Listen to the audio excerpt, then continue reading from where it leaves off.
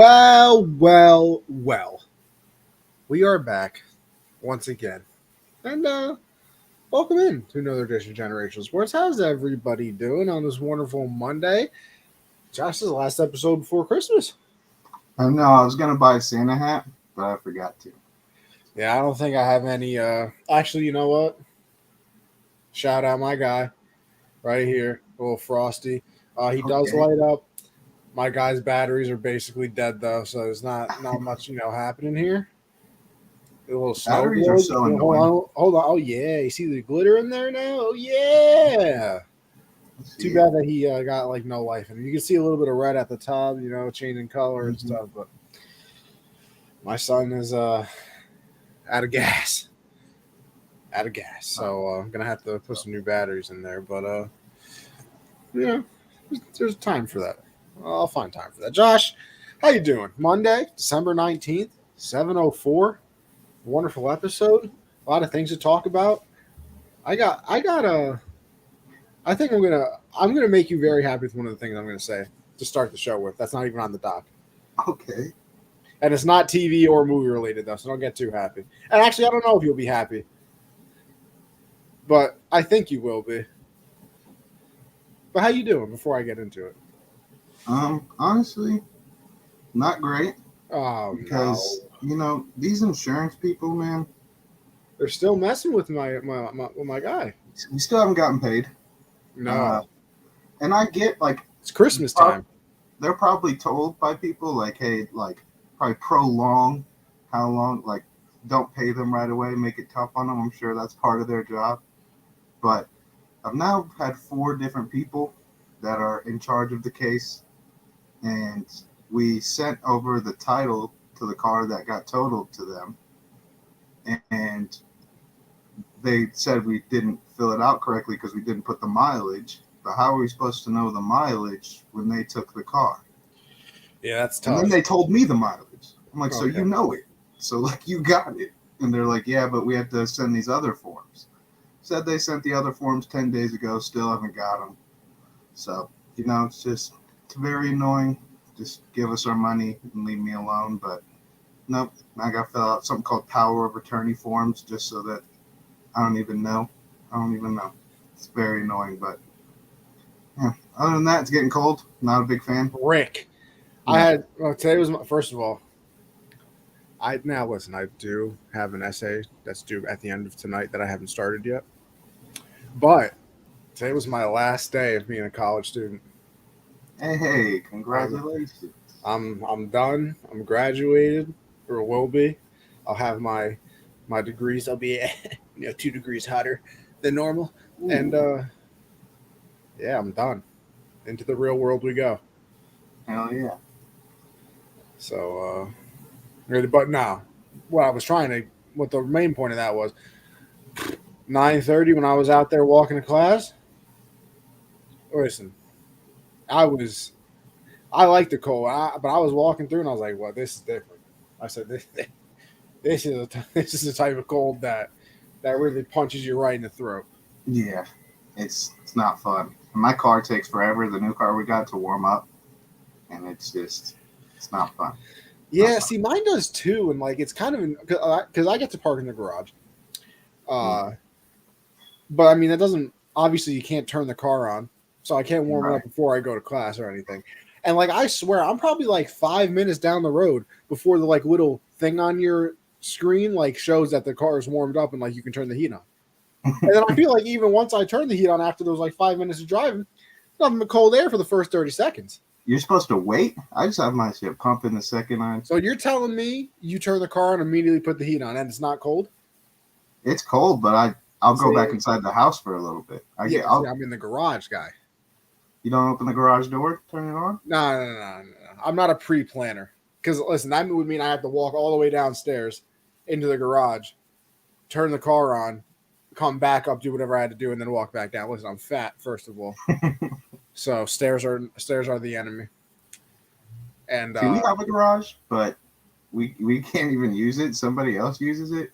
I don't even know what the deal is. I've never been inside of it. Never seen anyone go inside of it. I don't think that's supposed to be how garages work. I agree, but I just don't ask questions. Fair enough. So I want to know. I'm on the edge of my seat. What's gonna make me happy, mad? I don't let it, Josh, did you watch the World Cup? I did. I did as well. Oh.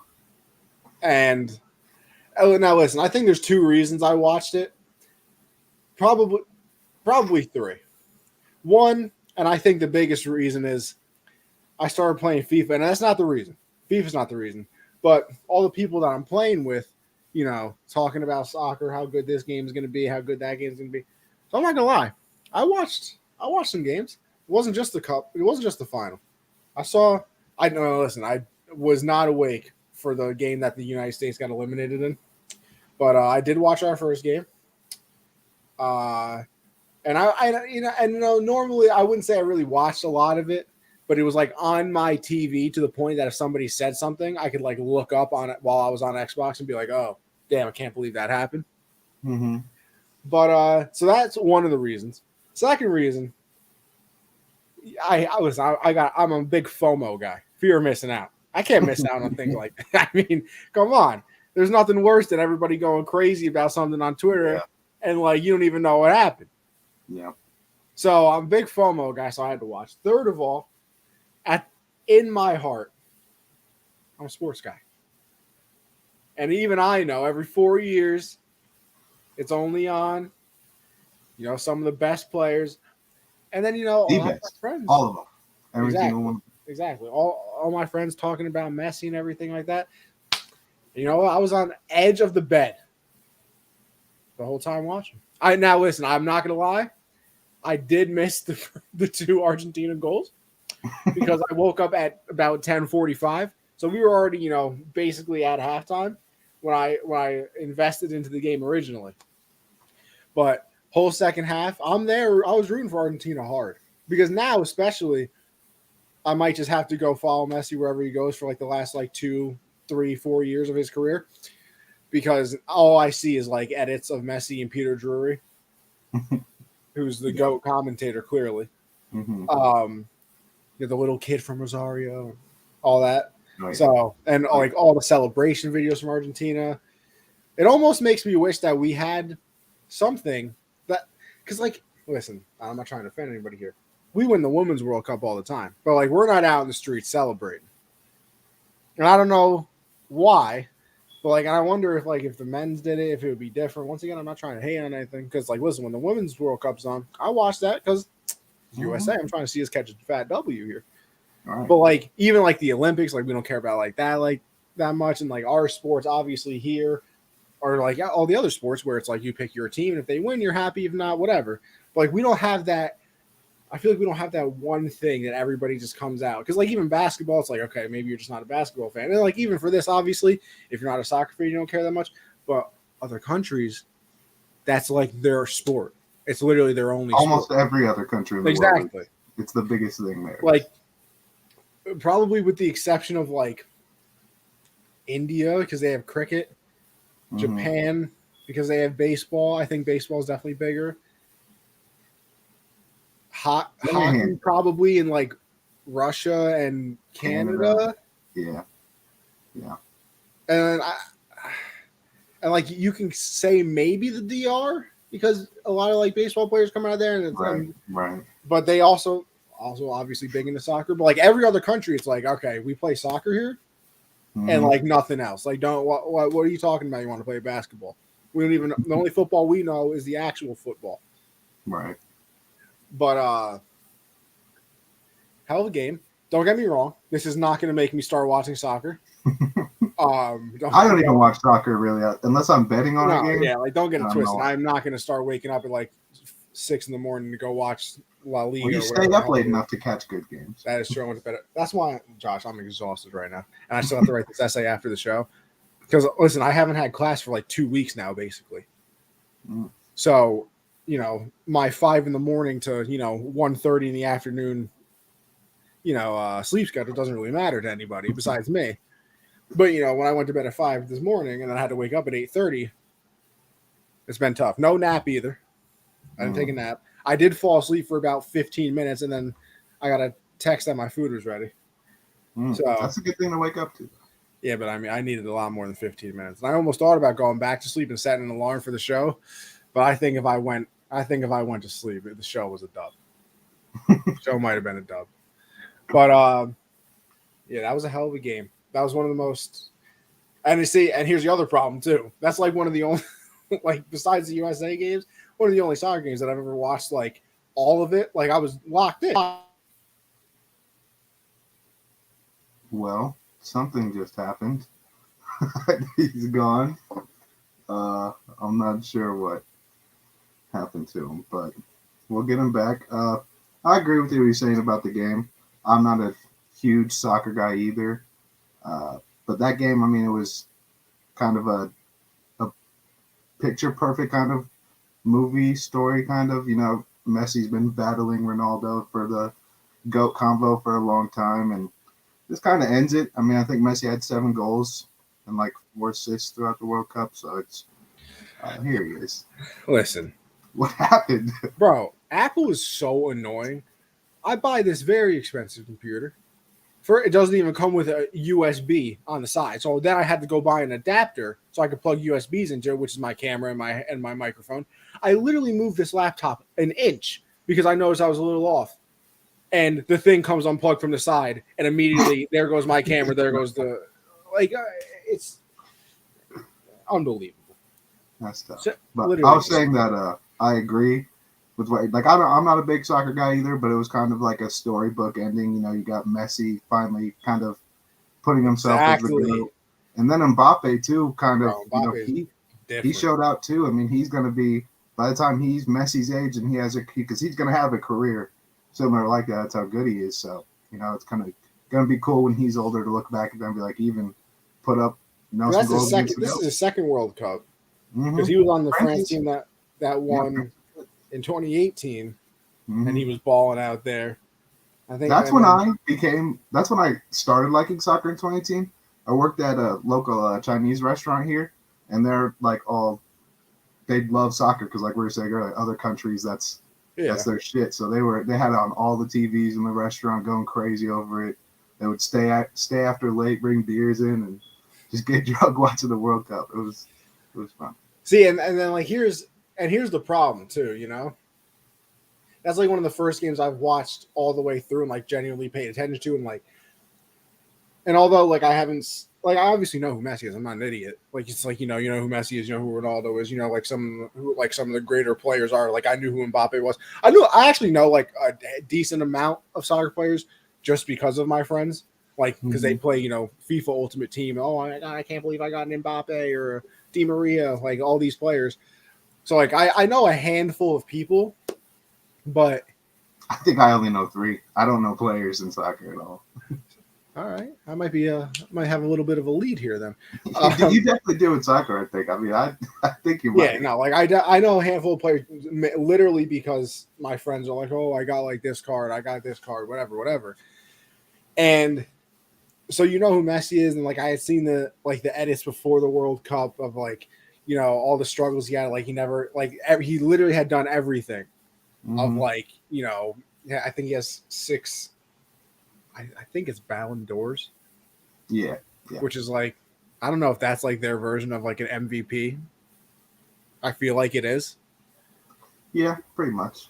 Golden Boot, whatever. All these World Cup player of the tournament, but like he hadn't had international titles, and like that was the one thing that was keeping him like, for the Ronaldo Messi debate, like, oh, Ronaldo's better because he did it on the international stage, Messi never has, and then like.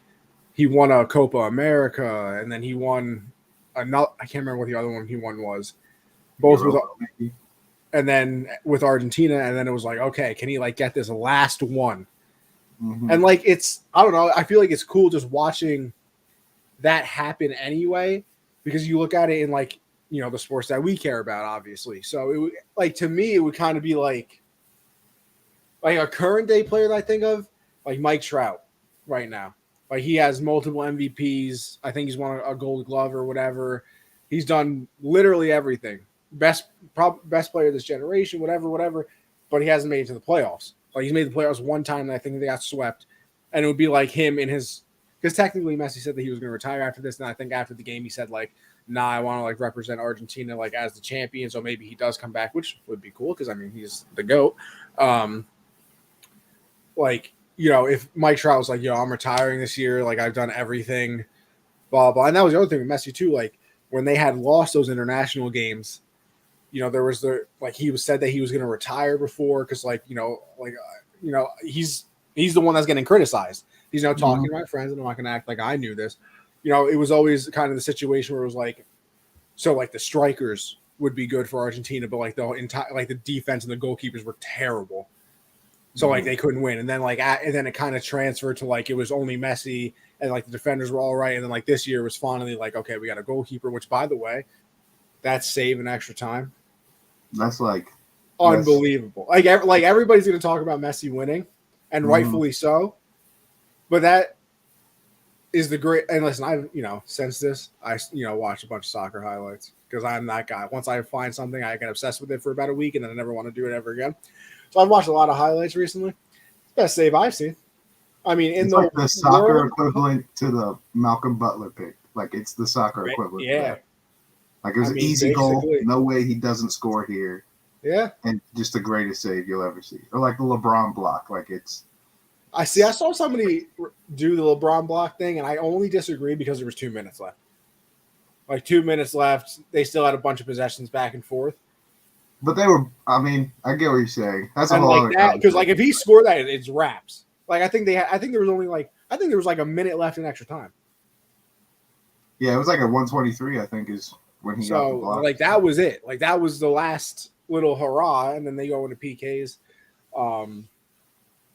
PKs get your blood going, bro. Like just watch. That's the other thing too. Like, because all the people in my Xbox party, like I was watching it with them, they're all rooting for Messi, and like Argentina, obviously because they want Messi to get it, and like I still have cable, so I'm like ahead of everybody. So I'm also like sitting there like trying not to say anything, or like I would like occasionally laugh. Like when something like for France would happen, like I would laugh. Like when the save was made, like I started like laughing or like, oh my god, and they're like, oh my gosh, no, what happened? And like I know what happened, but like they're scared. So like they see the through ball to the dude, and he kicks in. They're like, oh no, and like I'm waiting for them, like oh yeah, like the cheers and everything like that. So like watching the PKs was fun too because like I see Mbappe go up and like he makes it, and I think everybody was kind of expecting that, even though Martinez did get a glove on it, and then like Messi comes up, cool and collected, little shot in, and then like Martinez saves one, and I'm sitting there like, oh, I was like, oh, and then I'm waiting, 10 seconds past, let's go. So yeah, but I was locked in. But here's my one problem, right? And why I said like it's not going to turn me into a soccer fan. That is the equivalent of your first like NFL game if you're trying to get somebody into football being Bills Chiefs last year, yeah. or like the Patriots Falcons Super Bowl. Like it literally just doesn't get better than that. Like as a non-soccer person, that's the best game I've seen because I've only seen like 5. But like there's people on TV, people on the radio, whatever. That's the best game of all time. Blah blah blah. So there's nothing but downhill from here. No, not exact. I mean, there's still going to be good games. It's the best. There is, but it's like, and I also think like there's so much on the line because like now you just go back to it's so weird like how soccer works and everything because we don't have it for other sports besides basketball realistically of like it's the greatest players from the countries going at each other, and then they just go back to like meaningless NBA games and they have to wait for a final. And there's some. I mean. It is crazy. Like people, like I think you now get, like my dad's always told me about how big soccer is everywhere. And it's like literally Did you see the drone shot? Yeah, it's insane. It's insane. Of Argentina? Like everybody celebrating the streets? Literally every street in the country is going to be flooded with just people just everywhere. Yeah, it's crazy. No, I don't think there, at least I hope I haven't, like ever said, like I've never understood why people enjoy it so much because I have seen some games still like that I watched during this World Cup that I was like, bro, I'm good. Like this is boring as hell. But there's no. I mean, that finale probably got over 1 billion viewers. There's no way to tally how much because you got to Exactly. think about Like all the families are together in every country watching that. exactly. So many people. I mean, and the fact that it is every country, and then maybe if it was like Morocco did make that like long run, and Messi had gotten knocked out the previous round. I think they played Croatia or the Nether. No, I think it was Croatia. It was Croatia. So like if it was Croatia and Morocco, it's probably like, okay, like you're gonna get the big rating from those two nations, and then like other soccer fans.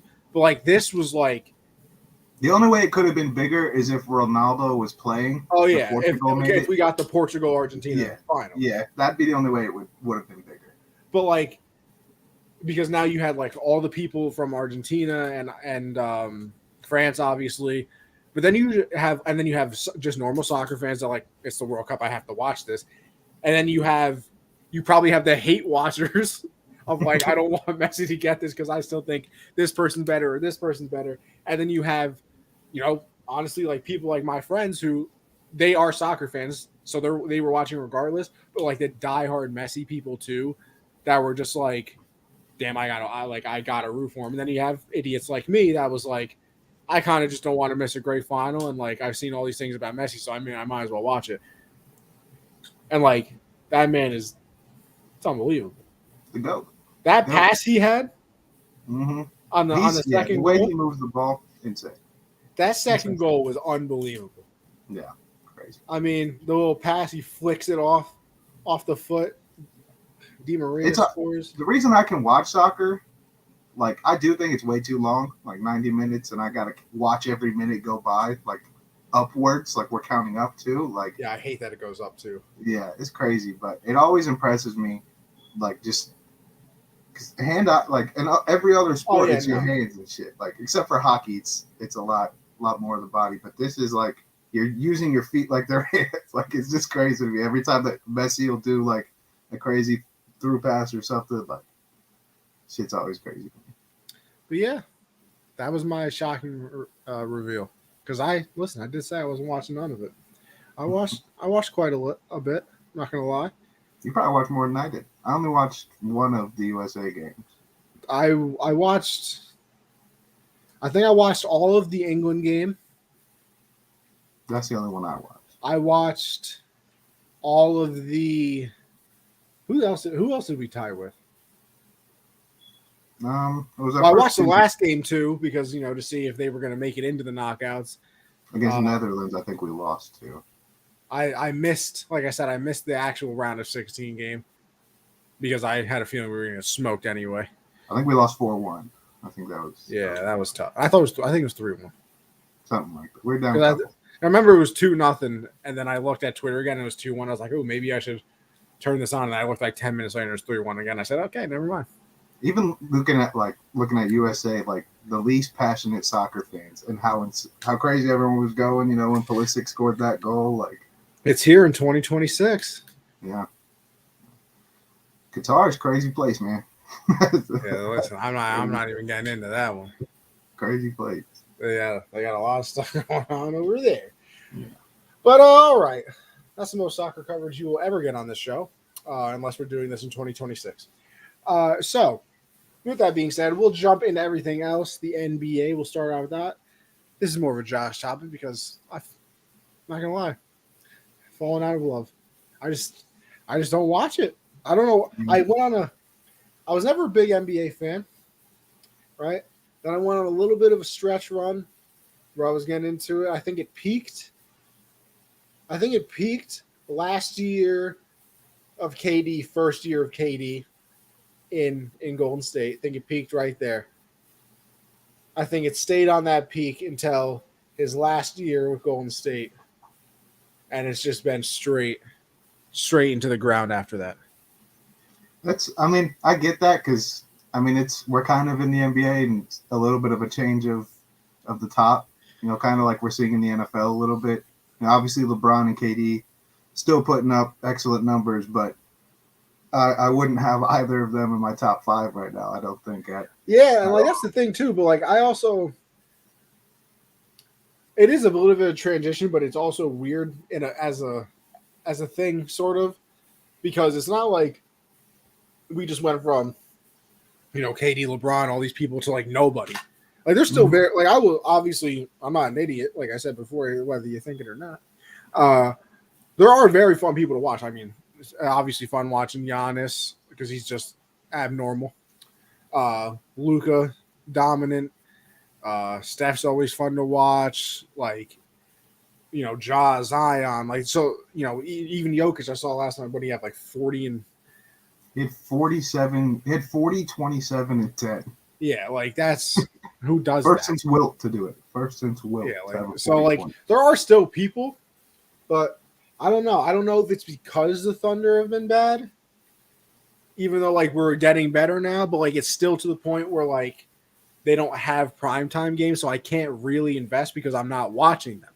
Like, even after KD left, at least it was still like Russ is there, so we were still getting the primetime games all the time, especially, triple-double year. So I don't know if it's that, but like I put it on, but it's just in the background always. Like I don't think I have not paid attention fully to a game in probably a year and a half now. Like, I think the last game I fully sat down and watched. No, I lied. I think I fully sat down and watched the Celtics Warrior. Did they go to a game 7? No, 6. So what was it? What game did I watch? It was Celtics and somebody game 7. Miami, probably. Yeah, I think it was. They were game 7 conference finals. Jimmy pulled up for 3 at the end. Yeah, I think I was at my boy's house for that. That's probably the last game I've watched like fully. And what was that last year, right? Yeah, it was last year Eastern Conference. And I mean, I didn't watch a regular season game like that, so I probably watched one full NBA game in 2 years. Yeah, you're missing out. I think this is the most talented and watchable the league has been in quite some time. The only teams I can think of that I'd never choose to watch them play, I think Charlotte, because LaMelo's missed a lot. He has been playing. Cade Cunningham's out for the year, so I'm probably not watching too many Detroit games. Saw that. But that's kind of, I mean, obviously you want to see Cade play. Yeah, like obviously you want to see Cade play, but do you want to see Cade play this season, or do you want to see him play next season with Wembanyama? Like, you have a choice there. But just every team has Paolo, fun to watch. The Pacers are even fun to watch because Tyrese Halliburton's Steve Nash out there with the ball. But it's the NBA's in a spot where it starts to look like who's shopping around. What teams want to improve. Maybe they're not having the season they want to. A couple teams that I think are probably going to go out and shop for players. Obviously, the Lakers. They're always going to be shopping when you have LeBron and AD and the supporting cast isn't playing well. I don't think Russ is going to get moved, though. I think he's actually playing really well for them off the bench. I think he's kind of found his role on that team. But guys like Pat Bev, Kendrick Nunn, who's barely played any minutes this season. I see Anthony Davis is back, though. All the way back. AD is out for a month, I saw. He's injured, but he's been playing really well. He's been playing really, really well this season. Out for a month, though? Still playing really well. Availability is availability. Hey, the rest of the team sucks. So, I mean, now it's just a LeBron show again, which is fun to see. No doubt he's going to get the scoring record with AD out for a while, but I think they're going to be shopping around. I think the 76ers, I think they're going to try to move off of Tobias Harris. I think his contract is something, tanking teams would be interested in to take on that dead salary cap. But I could see them moving around because, they've dealt with injuries too. James Harden's been in and out of the lineup. Joel's missed a little bit of time. But Maxi's been really good for them. So if they can add a couple more role players there. Portland has been surprisingly really, really good this year. The way Dame started, he was the MVP through the first 2 weeks of the season.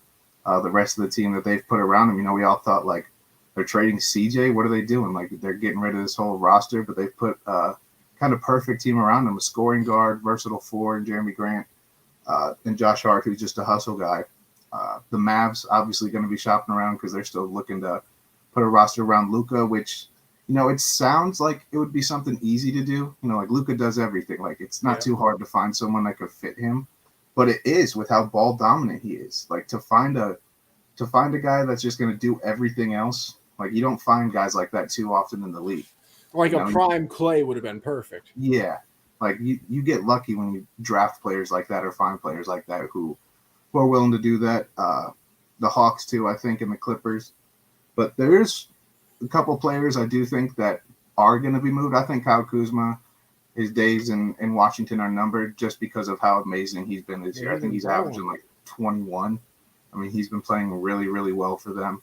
You know who could use that right now? The Lakers could use that right now. Very, very fun to go look back on trades like that because everyone wants to discuss who won a trade, who lost a trade. For me, it's, if the team that made the trade to get a big time player wins a ring, they can't really lose the trade in my eyes. That's just like the Rams, they can't really lose that trade in my eyes. They won a Super Bowl. I mean, the Lakers, they got a ring. You want to call it a Mickey Mouse ring, you're just a hater. It's a championship ring. Mickey Mouse, But another player, I think Bojan Bogdanovic in Detroit could possibly be on the move. They went and got him from Utah this offseason. He's got 3 years left on his deal. He's been shooting lights out for them. I think a team could be interested in him. Gordon Hayward too. I think a lot of people in Charlotte could be on the move too. Eric Gordon in Houston. He's the oldest guy on the roster. He's just kind of like, what am I doing here with all these 20-year-olds? The team that I have no clue what direction they're going to go in is Chicago. The Bulls. They're in a very weird spot. They got talent, but it's just not working. The trio of Vucevic, DeMar, and Zach LaVine, it's just not working. So I could see them going out and getting a Kyle Kuzma, or I could see them blowing it all up. I could see them going both ways. But it'll be very interesting. Who would they keep, though? Zach? I mean, I don't think – if you're going to trade even one of them, I think you try to trade all of them. I mean, they aren't very – I mean, Ayo DeSumo and Pat Williams, probably their two best young assets. I don't see either of them developing. Maybe Ayo, if he, had the keys, maybe he could be something. But, I mean, there's no point in really keeping Zach LaVine if you're not going to have DeMar and Vucevic because Zach LaVine has, injury history. He's been battling that for a little bit, and he's been not that good this year. I think he's averaging 21 this year. You'd like for him to be around that 26, 27 range with DeMar. And it just hasn't been that way. So I could see them blowing it up. But, yeah, we're getting close to that time where teams start making moves. I think only a couple teams for me have really separated themselves. Well, just one, actually. I think the Bucks are just far and away the best team in the league when they're healthy. Not the Celtics. I mean, I just don't know. They're good. They're always going to be in that mix. And they've obviously improved a lot, and they're going to get Robert Williams back healthy. But I'm still taking the Bucks fully healthy, in probably 5-6 games. I think Tatum's a star. He's obviously, he's probably winning the MVP race right now, just with how good he's been playing and how well they are. But I don't know. They just give away games too often for me. Like, they have so many fun games to watch because they blow leads all the time. I just don't trust that too much. I know they're very good. They're probably going to, make another finals run, at least conference finals. But I don't know. I'm sold on the Bucks more, especially because they haven't even had Joe Ingles, barely had Middleton all year. Drew Holiday's been in and out, and they're still putting up great wins. And a lot of guys are starting to show that they can play in that system. Javon Carter's been that hustle guy we were talking about that Dallas could use. A guy like Javon Carter is a guy who's willing to do everything else. So I think for me, the Bucks are just the clear best team for me. Well, we will all find out what every team does, obviously, around the trade deadline. It's about that time, like Josh said, especially, they always say season kind of starts around Christmas. Mm-hmm. And, well, we are what, 6 days? 6 days away from the good old Santa Claus. Oh, yeah. How old were you when you found out Santa wasn't real? Me and CJ had the same conversation. I was probably like 9. I don't really remember when I found out. And listen, I'll tell the same thing. Listen, it was kind of more of like I started not believing, and then it was confirmed because my mom was like, "You're done with Santa, right?" And I was like, "Oh, well, I am now." I was like, "I am now." But because you always hear the stories like, oh, like I found my presents one year. I found my mom and my dad like putting the present under the tree. I, to this day, I'm 22. No idea where the presents are. Me either. Never really Bro, able I to. have searched. Listen, I've gone into my closet, my brother's closet, my parents' closets underneath the bed. I've looked in the attic. I've looked in the garage. I've looked in the closet downstairs. Trunk of the car. Yes, trunk of the car. Oh, maybe they're keeping it at my nan's house, and then Christmas Eve dinner, they just put it all in the back or something like. I've checked my nan's house; it's not there. Like I legitimately have no idea, unless they are keeping it outside, which is some crazy dedication. Yeah. I literally have no idea. Now, listen, in recent years, I've known what I've gotten because it's kind of like, what do you want for Christmas? And I'm like, I don't really know. And it's like, well, buy something, I'll wrap it up, but I'll pay for it. Because I'm to the point where I'm not gonna lie. Take a little bit of cold hard cash. Yeah, me too. Like I don't know what I want. Like just give me the money. Cool. Exactly. See, that is my other problem. Being a little, snot-nosed kid, I didn't have any money or anything like that. So it was like, I can't wait for Christmas because now I can ask for like this game and this game and, this action figure or this, whatever. Your boy gets a job. All of a sudden, 2K came out? I'm playing that right now. Yeah, I pre-ordered 2K 6 months ago, buddy. Like, there's a new Star Wars game coming out? Pre-ordered it 8 months ago, brother. Started playing Lego Star Wars, the new one. Fire. I think I've gotten through like 2 or 3. Josh, after the show, I'm going to show you my Pop Funko collection. Need to see it. I'm staring. When did it start? When did it start? When did it start? Yeah, like how long you been? Well, see, technically, my mother got me I have a Tom Brady Funko I'm staring at right now, like 2 years ago. And I was like, oh, cool. And then, but I also took him out of the box because listen, I'm that guy. I hate like having things in the box still and whatever. I'm not a collector. I am a obtainer. Like I have bobbleheads like a Judge, Mark Teixeira, Derek Jeter. They're all out of the box. Like I like to look at them. Like I got them. Right. I don't really look at it as like I'm not a collector. As you're not thinking about resale value. Yeah, I'm not thinking of a resale. Like I want it because I want it. Yeah, I got it. I've always had like bro, like downstairs in the closet, my mom has trucks from the years that like she always bought we always got Hess trucks as kids, and like she would always buy like an extra one and like keep it as a collection. And like there's still some from like when before I remember getting Hess trucks that I go down there, I'm like, yo, I want to open this so bad. And like I'm 22, I'm not even gonna play with it, but I just want to look at it. You're right. But You're right. so and then my friend was like, oh, like I started buying Funkos, whatever, and I'm like, oh yeah, cool. Like I have like a Tom Brady one, but I took it out of the box, whatever. And then, Mandalorian, the Star Wars, and everything like that. And he FaceTimed me one day. He was like, yo, bro, like I know you like the Marvel and like Star Wars stuff like that. He likes Star Wars stuff too and everything. And he was like, yeah, we got like this Darth Vader. There's an Obi-Wan here. He was like, oh look, we have a Moon Knight. Conch, he was like, I don't know who Conchu is, but like we have that too. I was like, nah, they're kind of fire.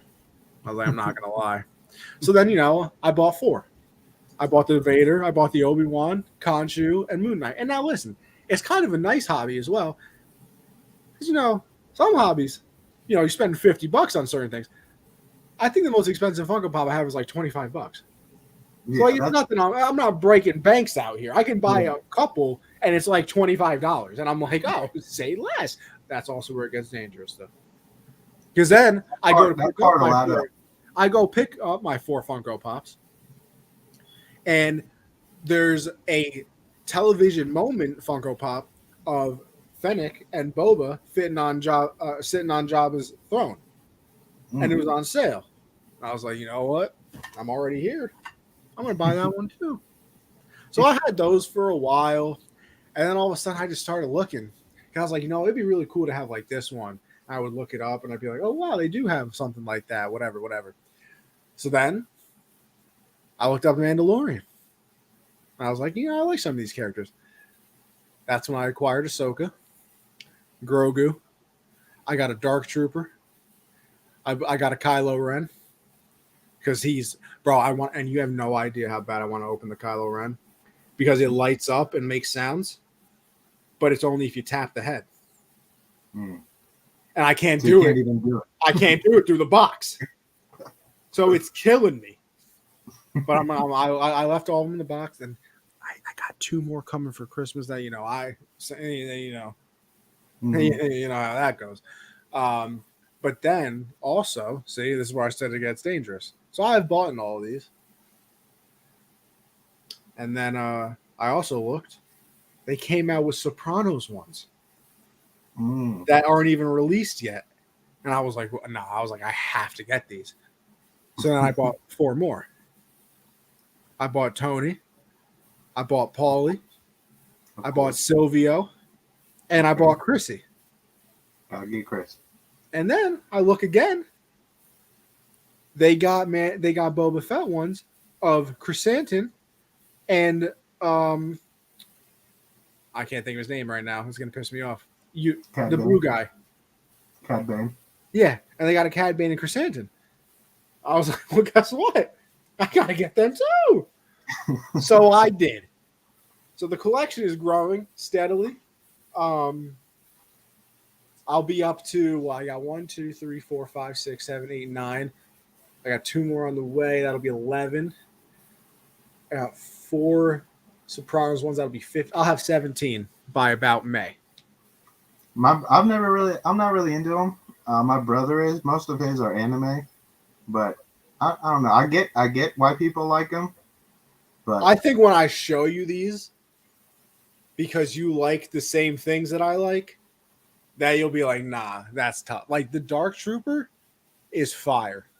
The Moon Knight, unbelievable. And then there's a Darth Maul one that I want to get that like he's standing on the lava with the double sword or the double lightsaber and the lava glows in the dark. Like, so I'm gonna be spending paychecks. I think what I'm into, and this will break the bank. Trading cards, NBA and NFL. I used to as a kid. See, that's the thing. Like, I've never been a card guy. I was so heavy into them as a kid. I had 2 binders full, but also I was a kid, so all the cards wound up being ruined, damaged, not worth anything. I had Cam Newton rookie card with a jersey patch. I had Andrew Luck autograph rookie card. I had an RG3 jersey patch rookie card. I mean, that was all I got for Christmas. Really, was just card boxes and just opening them for that. For me, it's kind of like going on Ultimate Team. No, I see where that. See, I think I could do the pack opening, and then I wouldn't care about the card. See, because I don't know, like I like it's just a card. The mystery kind of for me is like what's in it. See, that's why I can't be playing. I can't play Ultimate Team anymore, bro. I've spent way too much money on Ultimate Team. Microtransactions will rob you. They will rob you. My Microsoft recent purchases, it's disgusting. I'm disappointed, ashamed of myself, some would say. But I don't know. It's just like, to me, it's just a card, like the bobbleheads, like the Yankee ones. That's why I always try to go to a Yankee game so I can get a bobblehead. Because like it's like a physical, I don't know, it's like a physical thing that you can like, I don't know. And like the Funko Pops, it's like my favorite characters. I think that's what it is. I think it's the fact that it looks like the people that I see. Like the card is just like a picture of it. It's like, bro, I could go on Google and look up a picture. But like, I got Grogu. Cards, I think cards, especially nowadays, like there's much more value in it with the value of the cards and stuff, like what you can pull. Like I've been doing so much research on it. I mean, my eBay like cart and just watch list is just insane. See, bro, I'm right there. So, like my entire Amazon in the cart is Funko Pops now. Every single thing. Like my recent searches is like Star Wars, Sopranos, bro. Like here's the other, I might have to start breaking the bank though. There's an Avatar: The Last Airbender on the little the little air ball spinny thing Okay. in the Avatar state that glows. Really? It's That's like fun. $65. That's fine. I might have to though. That's fire. I might have to though. Like you're not leaving me much of a choice It's here. not, yeah, I saw it. I need it. Like you're telling me putting Aang up there on the little air scooter, glowing in the dark with the arrow isn't tough. And then they have one of Korra with all the elements around her, like in the Avatar state. It was only like $12. I was like, I'm coming back. Don't worry, Korra. I'll be back. That's yeah, also this the nice thing about holidays too, because you'll get a family member you don't talk to too often hit you up like, hey, anything you want for Christmas? I'm about to send you the link. Like, See, bro, this is where I took advantage. You know, oh, what do you want? What do you want for Christmas? I don't really know what to get you. I literally had, so the other two that I'm getting, you know, for Christmas are the Mandalorian and a BB-8. Bro, also the Mandalorian Chrome holding the dark saber, which goes in the dark. I had both of them in the car, and I was like, I like these two. And I was like, okay, fine. I was like, okay, take those two out, add two more. Yes, sir. All right, let's get back to the actual show. We got off topic here, but hey, who doesn't like collecting some stuff? Everybody's got their thing. You ever seen Bad Boys? What? Have you ever seen Bad Boys? No. I watched them this weekend, and I was like, I'm gonna have to ask them because yeah, that's another one. Add it to the list. Listen, when you make the list, I just want to give you like one a week, and then you could do like your thoughts on it, like the we next might have show. to make it a segment. So let's do Rush Hour. Watch the first Rush Hour. All right, I'll try and find it somewhere. I'm pretty sure it's on Netflix. Okay, good deal. All right, let's get back to everything. We got Vic in here. What's happening? My Wakandan friend, Connie. Okay, I mean, hey. Shout out Chadwick, bro. R.I.P. Did you also, we're going to get off topic. Just real quick, 1 second. You see the Disney thing today that showed the Ahsoka series for 0.1 second, and then Loki season. Oh yeah, it's basically just a commercial that quick flashes all the stuff that's coming out, but Loki season 2 and Ahsoka was on. Have you heard about? They had Secret Invasion. Secret Invasion was on there. I did see the Secret Invasion one. The Ahsoka one is literally just a picture of her standing still. It's nothing to be excited about. I think I'm more excited for the Ahsoka series than I was for Obi-Wan. That's not possible to me. No, the news that's recently come out about how they're going to go back to the Clone Wars, and Hayden Christensen's going to be in it. Yeah, he's going to be in it, and there's going to be different actresses playing Ahsoka for different ages, and we're going to see her in her Rebels finale. Bro, the Ahsoka guy is holding 2 lightsabers like this. Yeah, I can't wait. See, bro, I'm telling you, once I show you these, you're gonna start buying Funko Pops. I guarantee it. I have a feeling. What's happening when I come for Connie? That KP seems to be getting his feel of the game. Tough loss, KP. I'm trying to think. Now you and I, Connie, we're even. As long as we're counting today, I'll leave it at that. You had a loss to the Lions. We'll get into the Raiders one. I'm trying to think, KP. I just keep thinking Kristaps Porzingis. See, that's what I'm thinking too.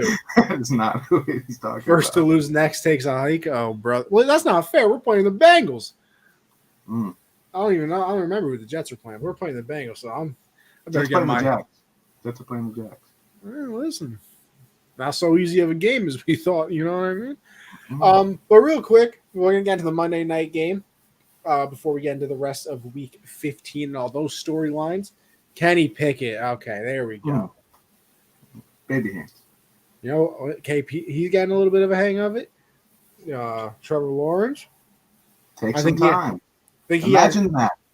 I think he has 1,800 yards, 10 touchdowns, and 1 interception in his last, is it possible 3 games? No, it can't be 1,800 yards. I think it's maybe his last, I don't know, but he's on a stretch right now. I am the worst fantasy football team manager I think there's ever been. I benched Deontay Johnson in a playoff game for DJ Chark. It wasn't a good move, and that basically cost me the game. I don't even know who DeAndre Johnson is. Deontay Johnson. Oh, Deontay. That I know. Because they kind of suck. So I was like, DJ Chark against the Jets, maybe he has a game. He doesn't have Sauce guarding him. Wound up costing me the game. So not too good. And Ayuk. I had a bye week in my ESPN money league, so I was chilling. I still put up 145. Would have beaten everybody in the playoffs besides one kid. The matchup I'm looking out for because so we have 6 people make the playoffs. Top 2 get a bye. One of the games is already decided. The one kid won. The other game is my brother versus Luke. Actually, remember him, the Packer fan that we had on, and my brother is up 126.1 to 120.2. And he only has the Packer defense left to play tonight. I think I need 41 points from Alan Lazard to win. So we got a shot. But he only has the Packer defense play tonight. And you get like solid points for defense, like it's 6, 5, 1, whatever. So he needs exactly 6 points from the Packers defense. Baker will do that. It's definitely possible. But, bro, if I'm my brother, I'd be disgusted. Imagine. Because if he gets 6 points, he loses 126.2 to 126.1. Yeah, I'd be sick. And then that's the other thing. Kind of like you. I can't really blame my brother, though.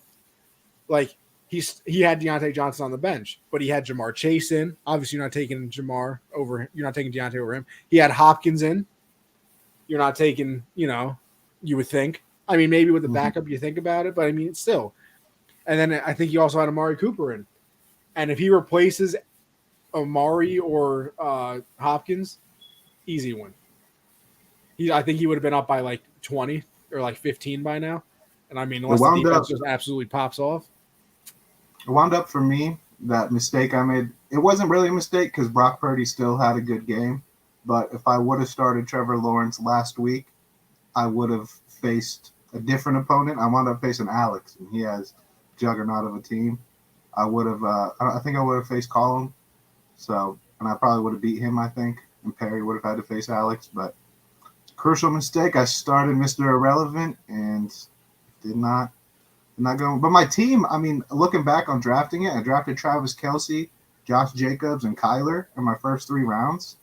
Like, looking back on it, I'm not very good at drafting. I was getting Josh Jacobs and Kelce. It was a nice squad, but Kyler got injured. I just didn't have a shot because. See, listen, I hate to wish injuries upon people, but kind of excited because the person I play next week, I'm either playing my brother, who I think scored the third least amount of points in the league this year, but still somehow ended up 9-5 in my first round, or I'm playing Luke, who now does not have Jonathan Taylor again, and I'm kind of hoping Lamar sits out one more week. So he doesn't have Lamar either, because then I think you would think it's easy dubs. Yeah. You would think, but it is fantasy football, and I don't actually control anybody, so you never know. But listen, how about real quick we get into the Monday night game? Because, well, I'll be honest with you, not too excited for this game. The Rams are out of it. The Packers are technically still in it. I don't care. They're eliminated as well. So I listen. I have the Packers in this game. I think you have the Rams, if I remember last week correctly. So I think just coming off the bye week with the Packers, maybe they take this one. This is honestly the healthiest that the receiving core has been all year, because I think they have Lazard, they have Watson. I think that Romeo Dobbs is back now. They did release Sammy Watkins. They did release Sammy, but I mean, he hadn't really done anything this year, and he had only played 9 games. So it's not like you released prime Antonio Brown or something like that. So I think the Packers take it. I think the defense can shut it down. I don't think the Rams still have any of their good players playing. We know Stafford's not playing. I don't think Donald's playing again. Cup's still out. So I would imagine that the Packers win this game, unless Baker pulls another one out of the hat like he did last week, and still can't believe that happened. Yeah, that's basically what I'm banking on with picking the Rams here. Is the Packers have just seemed to find a way to lose this season, and Baker Magic maybe. So we'll see. We'll see. They were able to find a groove with him being there 42 hours, and they found play calls and were able to draw stuff up in that game. So a whole week game planning for Baker. Who knows? Yeah, I mean they've obviously have tape on him before, but now they have tape on him with the Rams. I don't know. I don't expect much from this game, honestly. I hope it turns into a shootout because you know what, I'm rooting for my bro in the league. How can I not? It's blood. So I'm rooting for my brother. Who is your brother in the league? What? Who? Oh no, I'm talking about the fantasy league now. Oh, I thought you were saying someone in the NFL. Oh, no, listen, if that was true, Josh, I'm not gonna lie to you, I wouldn't be here. I was like, yeah, you never told me you got blood in the NFL. Listen, and you think that wouldn't be the first guest on the show. So I kind of want it to be a shootout so the Packers defense doesn't do very good. So my brother moves on in the fantasy league. Look at me being a good brother, a good family member. Yeah, good brother. So, yeah, let's hope for a good one. But this is kind of the classic you shoot low. So anything above that just exceeds expectations. You know what I mean? But all right, let's move on to real quick. I've been thinking about when I found out Santa wasn't real. Okay. And I don't really remember it, but I was the youngest sibling, so I'm sure it was, some sort of we're making a Christmas list, and I'm excited for Santa, and one of my siblings is like, he's not real, dude. Like, I'm pretty sure it was something like that. Because I do remember being very upset. I just don't remember what age it was in. See, like I said, I can never find the gifts, and I thought that I found the loophole because there's this website I used to go on every year around Christmas where it was like a dancing Santa, and you could also color things in. I can't remember what the website was. I wish I could go back and find it. And there was always one send your Christmas list to Santa, and you always had to put an email in. Obviously, I'm 8 years old. I don't have an email, so I was like, you know what? I'm gonna put my parents' email in, and I'm gonna sneak and check their email.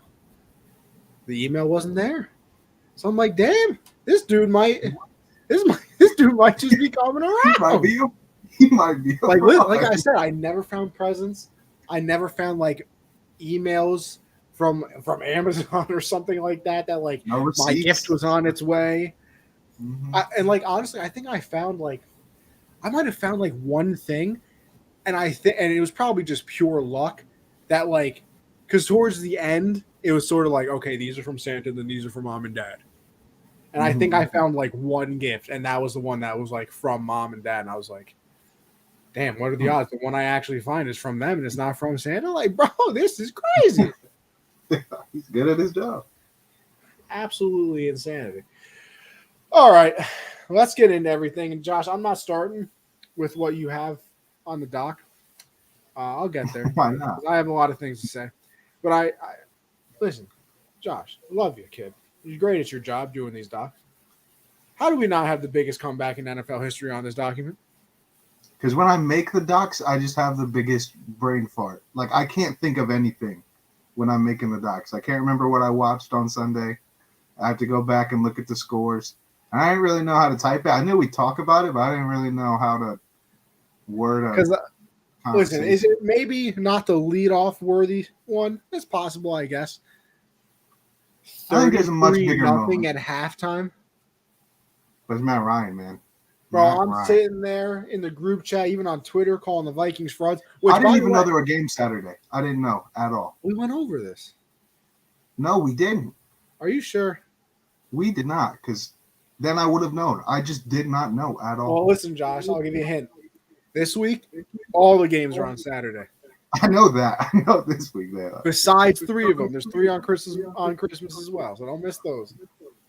And I also found that out while doing the pick segment sheet, because I looked down at my phone and it said Saturday 4:05, but it wasn't at the bottom of the list.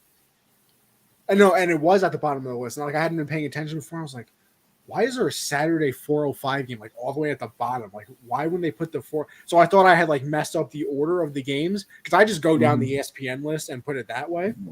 And I was like, and then I scrolled back up and I was like, oh, That's Christmas Eve. They're all on Saturday, you idiot. So that was fun to find out. But 33-0 at halftime. The game's over. Vikings are absolutely dead. They were doing nothing. They were turnover. I mean, it was just bad. It was bad vibes for the Vikings. The Colts are wrong. What did they score? Was it 1 or 2 defensive touchdowns that they ended up scoring somehow? I only caught the last 2 minutes of overtime. I mean, hey. That's how unaware I was. Then all of a sudden it was like, okay, the Vikings score, and then, like a field goal, and then like you think they're dead at the end of the game because I think Kirk threw another interception that I thought kind of sealed it. They get it back. They go down and score. They get the 2-point conversion. The game's tied. And then once the game's tied, they lost. It was over. Because you just gave up a 33-point lead. They get the ball in overtime. I don't think they do anything. Vikings get it back. They go down the field, take a field goal to end it.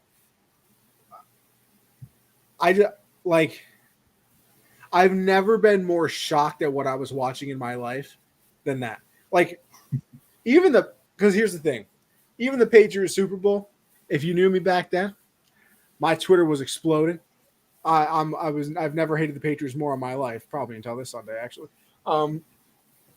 Then watching that game, especially because it was a Super Bowl, and they're getting embarrassed in the Super Bowl.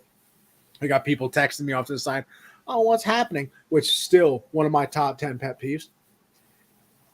What do you mean? What are they doing? How am I supposed to know? Do I have an inside line into the locker room? Hey, Bill, can you change up the play calling? Hey, Fatty Patricia. I don't have an inside line. So I don't know what's going on. But I was getting all those messages during the Super Bowl. But even during the Super Bowl, it was still once they scored a couple touchdowns, it was sort of that is Tom Brady. I kind of forgot that's Tom Brady. And maybe we still got a chance here. So you're saying there's a chance. This is 33-0. I don't care how many touchdowns. It was Kirk Cousins. I was like, he's going to get close, and he's going to mess it up. And it looked like they did. Because I think it was either a fumble or an interception towards the end of the game. I was like, oh, it's over now. You really tried it just to lose, just like that.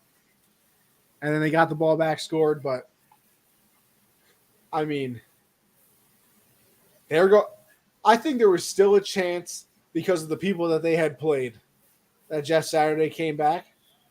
No shot. There's no way.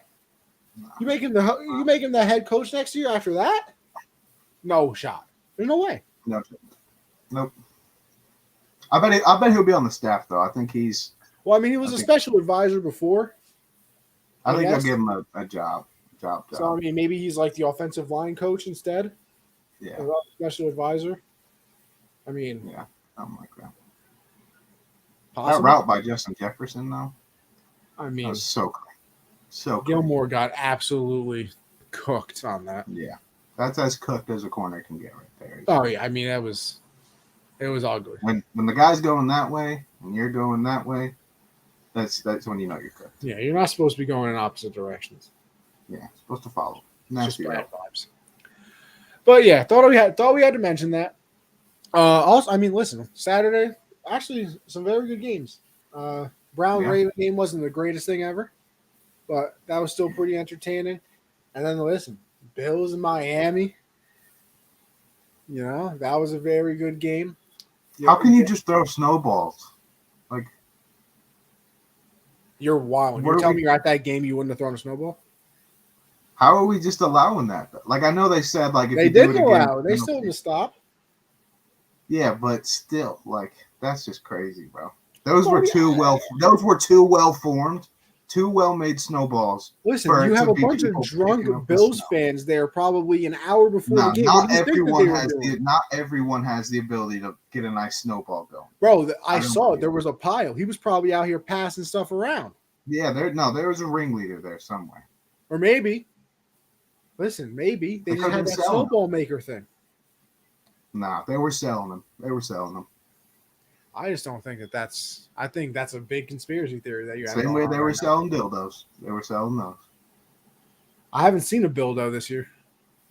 Yeah, I think they're probably saving for playoffs. Probably old Bills, home games. But I think the Patriots play the Bills one of the last weeks of the season in Buffalo, and according to I think it was Gabe Davis.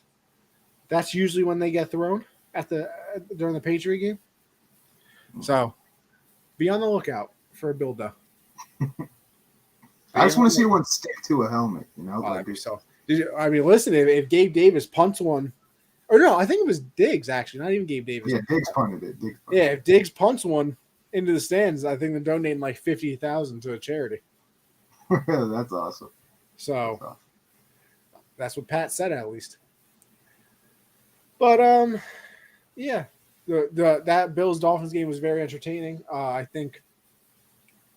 That 50-yard run that Josh Allen, he's unbelievable.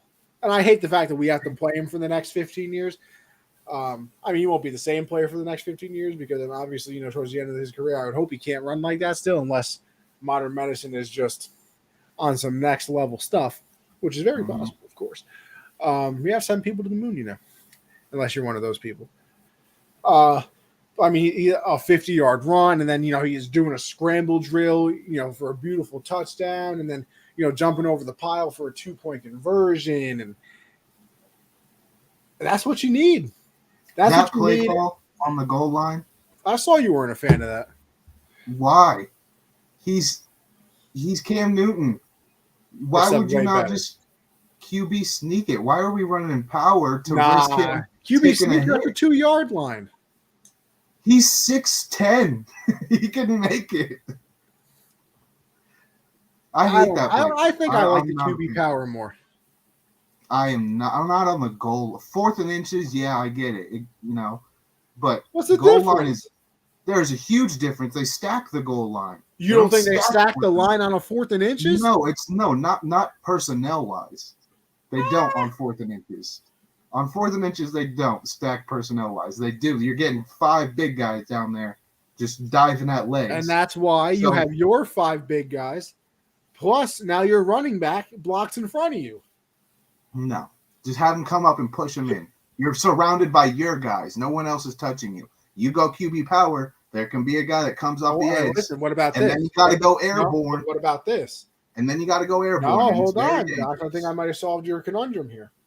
What about last season? They tried a QB sneak against the Titans. He slipped. Maybe they're a little gunshot on the QB sneak 10 times out of 10. On the goal line, there's no reason to not. I don't know. Unless your quarterback's tiny. Listen, it's also snowing. So at least. Right. So No. It gives you a running start instead of having to slip. What if he slips out on the bro? Listen, if he slips on a QB power, maybe he's still got time to get back up, make a play. Slip on a QB sneak, you're over. Someone's in the backfield by then. If you slip on a QB sneak, the play's dead before it even starts, though. QB sneak is the simplest play call that no coach ever uses because they think they're smarter than just what the game is giving you. You need inches. You need inches. Instead, you're making it 6 yards because he's 5 yards in the gun. You're making the distance greater. It is tougher. Would you rather have inches or 6 yards? Which one do you want? Depends on what we're talking about here. And you see what Jason Kelce does with QB sneaks? He keeps the ball. Jason Kelce might be the best center that we've seen in the last 20 years. No, I'm not saying.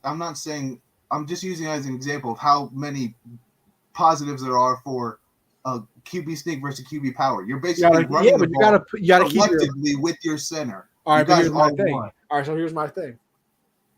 Bills are not a very good running team. So their get off at the point of attack probably is not very good to begin with. QB power at least gives them a chance to get off the ball and take a step. QB sneak. No, I don't like a QB sneak from 2 yards away. It's the exact opposite of that. Why would you go for, if you're not a good running team, why would we have it in a standard set where the timing is like a run play versus quick bang bang? It doesn't matter. Because they already do QB power all the time. It's Josh Allen. That is the biggest problem here. It's Josh Allen. Exactly. So we can just bulldoze over people at a QB Josh power. Allen. You just let him go straight up the gut. All he's got to do is fall down. I saw Cam do it a billion times. Listen, but that's with inches. They're on the 2 yard line. It's inches when he falls forward. 2 yards and inches is very different from 6 yards and inches. But none of these scenarios were inches. It is when you get the snap. You're moving forward. You're not getting pushed back instantly when you're Josh Allen. Josh Allen. All right, no, Josh. How many 4th and 2 QB sneaks are there? This is the goal line. I told you it's very different. No, it's not, because The the threat play of the pass starts at the is 2. almost non-existent. The threat of the pass is almost non-existent. No, it's not in today's league. It's almost basically there on 4th and 2 and 4th and inches. The threat of the pass is still there. The point 100%. after attempt starts at the 2-yard line. The what? The 2-point conversion starts at the 2-yard line. No, I'm 4th down though. When you need when it's snowing like that, they're running the ball. Okay, but I'm talking about the 2-point conversion. So why, when they know you're going to run the ball, would you go from 6 yards when you're on the goal line? Because I think they think that QB power is a better play than, like I said, how many? Obviously they do, because they called it. I'm just saying it's a stupid call. I'm just saying All that. I'm saying is I don't know how many 4th and 2 QB sneaks you see. Not enough. That's why teams don't get them. Not enough? Not enough. Not when your quarterback is this big and he's Josh Allen. It's situational. Not Tom every Brady team. is the Zach greatest. Wilson. Tom Brady is the greatest QB sneaker of all time. I think he has more first downs with the QB sneak than anybody else. They don't do 4th and 2 QB sneaks. They run the ball or pass it. Stupid play call. Stupid play call. I disagree. I think the power is more of a move than a sneak at the 2-yard line. Like I said, you're not doing a sneak on 4th and 2. 4th and inches, 4th and 1. We're going to go ahead and agree to disagree. I still think I'm right this one. But, it's fine. It's fine, whatever. All right, so listen, let's get the monkey out of the room, all right? Real quick. Monkey off the back, I should say. That's just a technical saying. That the way that the Patriots lost that game. Now I have some issues. A couple. First of all, the offense is still terrible. The team is never going to be good again until there's 2 things that have to happen. Matt Patricia should never be allowed to call plays ever again under any circumstance. If he ever wants to call a play again, go on Madden and choose the New England head coach playbook, or customize one if you can. Second of all, Bill should not be the GM of the team. He is a head coach. I understand that he's been a GM for whatever. Oh, he's the one that really wanted Brady. Oh, he drafted Gronk. You're giving me 2 players, granted, probably the goats of their positions, which I understand, in 22 years. Well, yeah, all right. Maybe some defensive lineman, whatever, cool. If he wants to have input on the defense as like a talent evaluator, yeah, the GM should be like, hey, Bill, you've been pretty good at the linebacker and undrafted free agent corner thing and defensive lineman thing. You want to help us over here? Yeah, sure.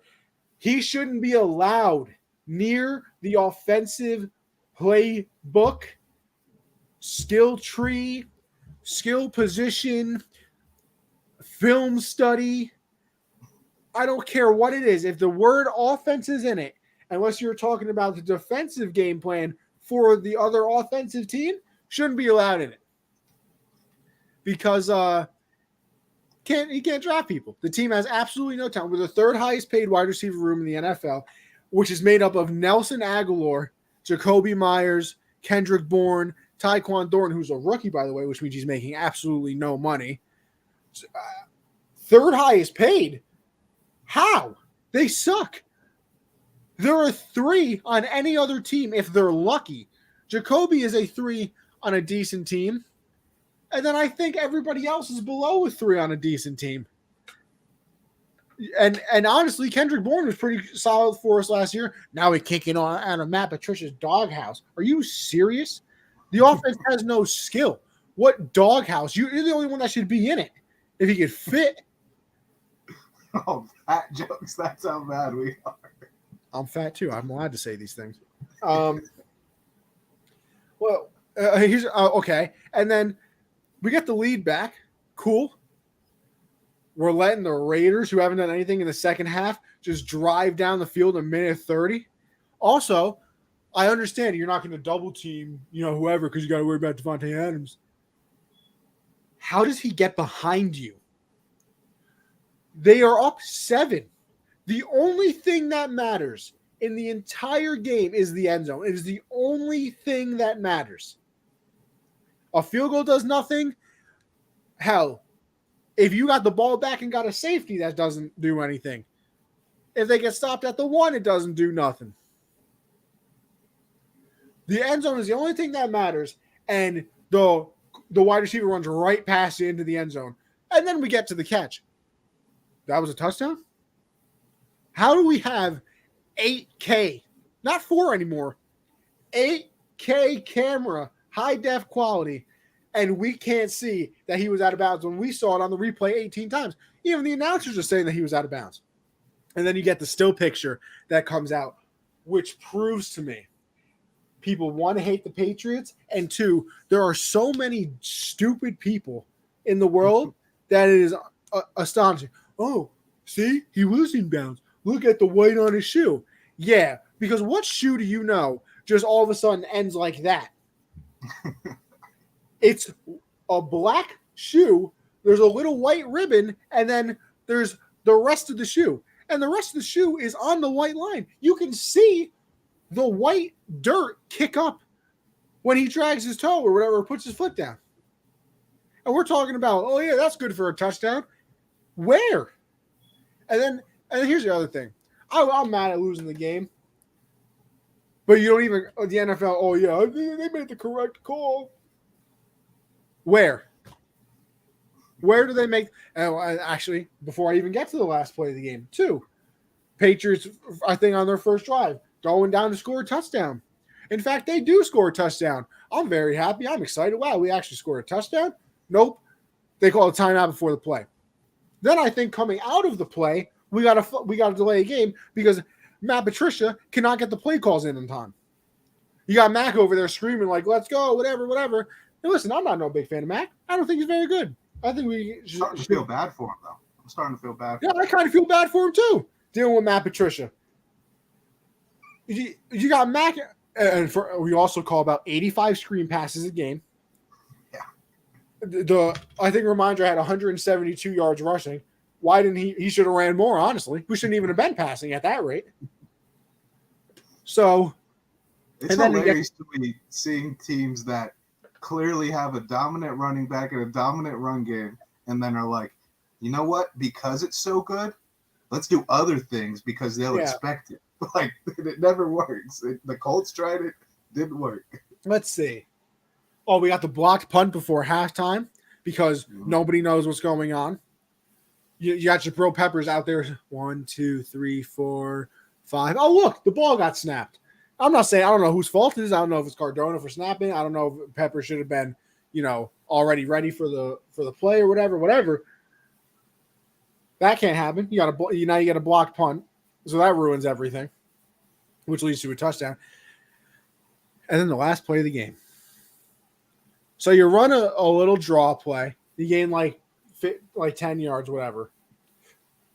3 seconds left. You call a timeout. Now, you call the timeout. I already didn't understand that because you should have just been playing for overtime. And, maybe, I don't know what max arm strength's really looking like, but I think they were at like their own 45. It was like a 44, 45. Yeah, so that's Hail Mary, status. Well, you can get a ball into the end zone there. And I'm like, okay, they're probably going to call a Hail Mary or whatever. They run a draw play, which, hey, maybe it catches them by surprise, which it absolutely won't because that's what everybody does at the end of halves now or at the games now is they call a draw play instead of, doing something, which I don't understand the point of. And, maybe they were doing that. Oh, look, maybe a 2-second run, you get out of bounds, 1 second left, which that's also not possible. But, maybe just, think. Big gain. No time left on the clock. Just go down. He tosses it back to Jacoby Myers, which is already like, Jesus, I can't believe he did that. It's a good thing that didn't go bad. And then Jacoby, which is one of my other big pet peeves of professional athletes, he just all of a sudden turns around. He's starting to run backwards when you clearly have to go forward into the other end zone to score a touchdown. But anyway, he starts running backwards, and then I see him getting ready to throw, and I'm like, bro, there's no way that this is about to happen, right?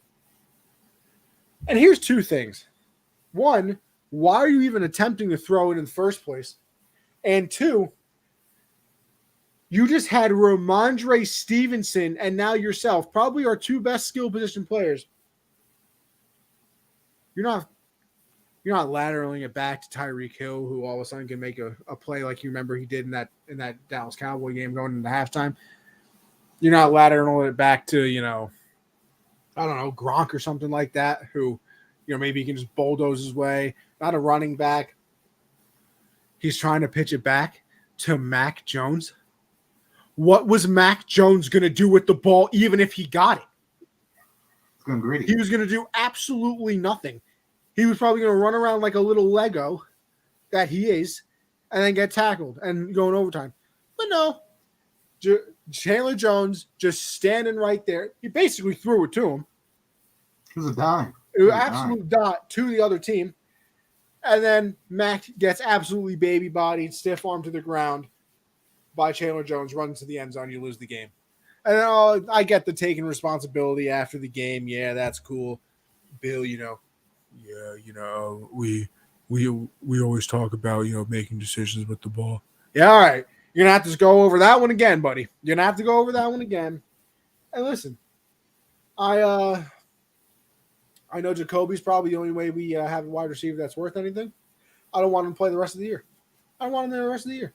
I don't want him in a single play the rest of the year. Ramondre, you can still play because you're on my fantasy team. But he shouldn't play the rest of the year. The Patriots shouldn't be on television the rest of the year.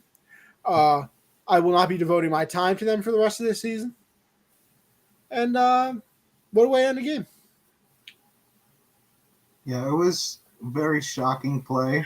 I think it's always a very risky choice to decide to do the lateral, last second, this is it. And I personally think you only do that if you're losing. If you're going to OT. Well, so does everybody else. Everybody knows that, Josh. Besides them, a lot of people are crazy. So I saw a couple tweets. People were like, "You can't blame it all on Jacoby." You can, and I will, and I do.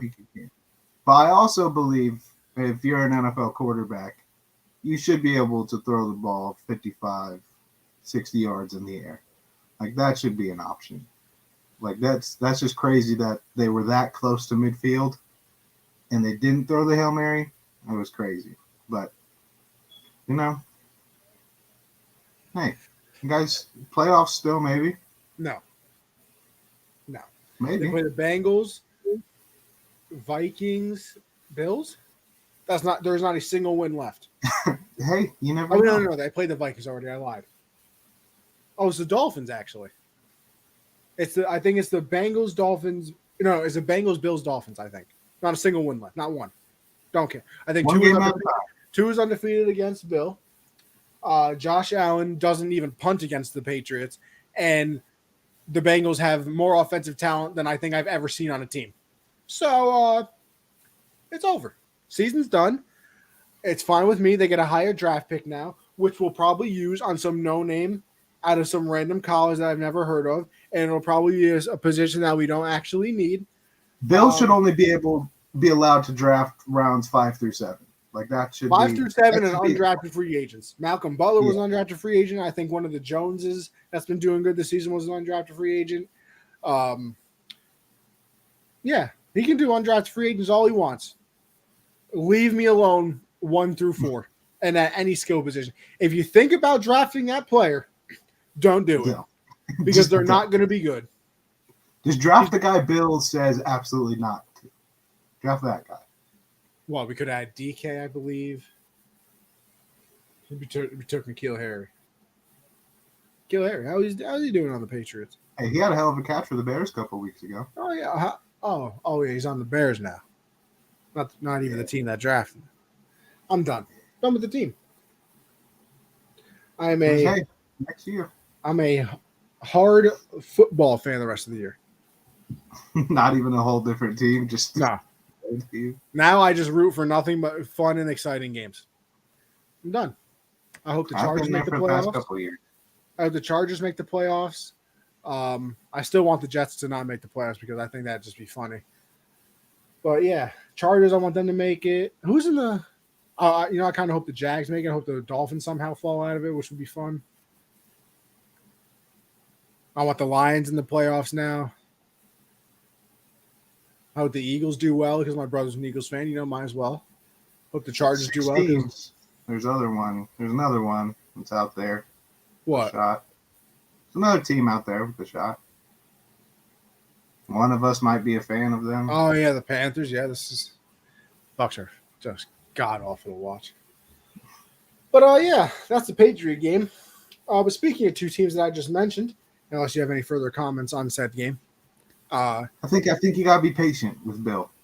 No, yeah, okay, yeah, I'll make sure to put that in the Rolodex. Patience makes sense. It's a Rolodex. Yeah, shout out Alex for that reference. But yeah, I'm good. Never watching them again. Jets and the Lions played. You're a big Zach Wilson guy. He's back. Big Zach Wilson guy.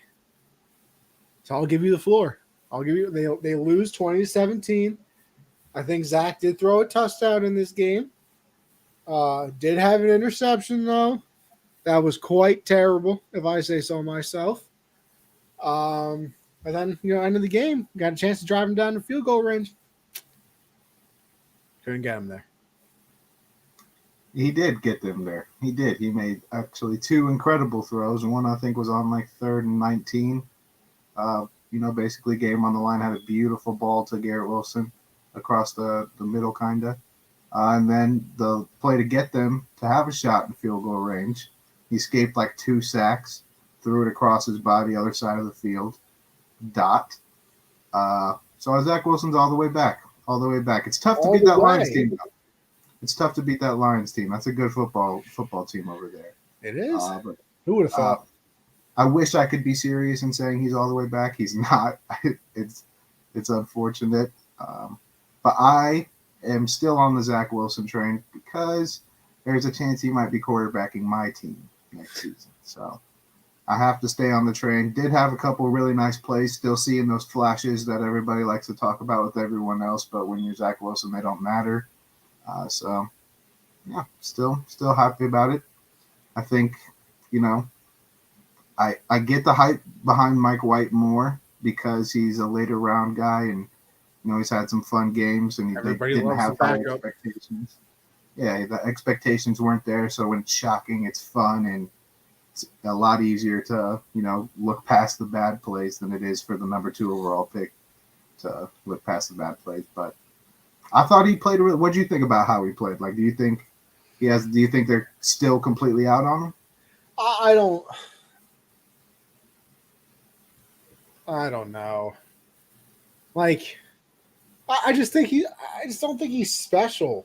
And maybe it's the fact that he was such a high draft pick and that's not his fault. Obviously I think if he is a 5th round pick, in a Mike White situation, the things that he does is good enough, but you drafted him that high. I feel like the team rallies around Mike White more. And I guess, listen, that flash you mentioned, yeah, that pass I think was on the 3rd and 19, or it might have even been a 4th and 19, honestly. It was that's a flash. But what was that interception? That's one of the worst passes I've seen during the season, though. That was also awful. the little blooper ball he threw when he was getting sacked that Michael Carter caught. People were saying he was getting hit as he threw, but he had the ball out of his hand before he got hit. Because I saw people on Twitter saying that was a great throw. It was so bad. It was what do you mean that was a great throw? He literally threw it in the air, and somebody on his team caught it. And he was like, I didn't think that one was going to work, but hey, congrats. Yeah, it was a duck. It was a bad throw. So I don't know. I'm still out on him, but he's going to start Thursday. They already said that, I think. Mike White's dealing with that rib injury. Number 1 versus number 2. Yeah, true. So, listen, maybe if he goes out there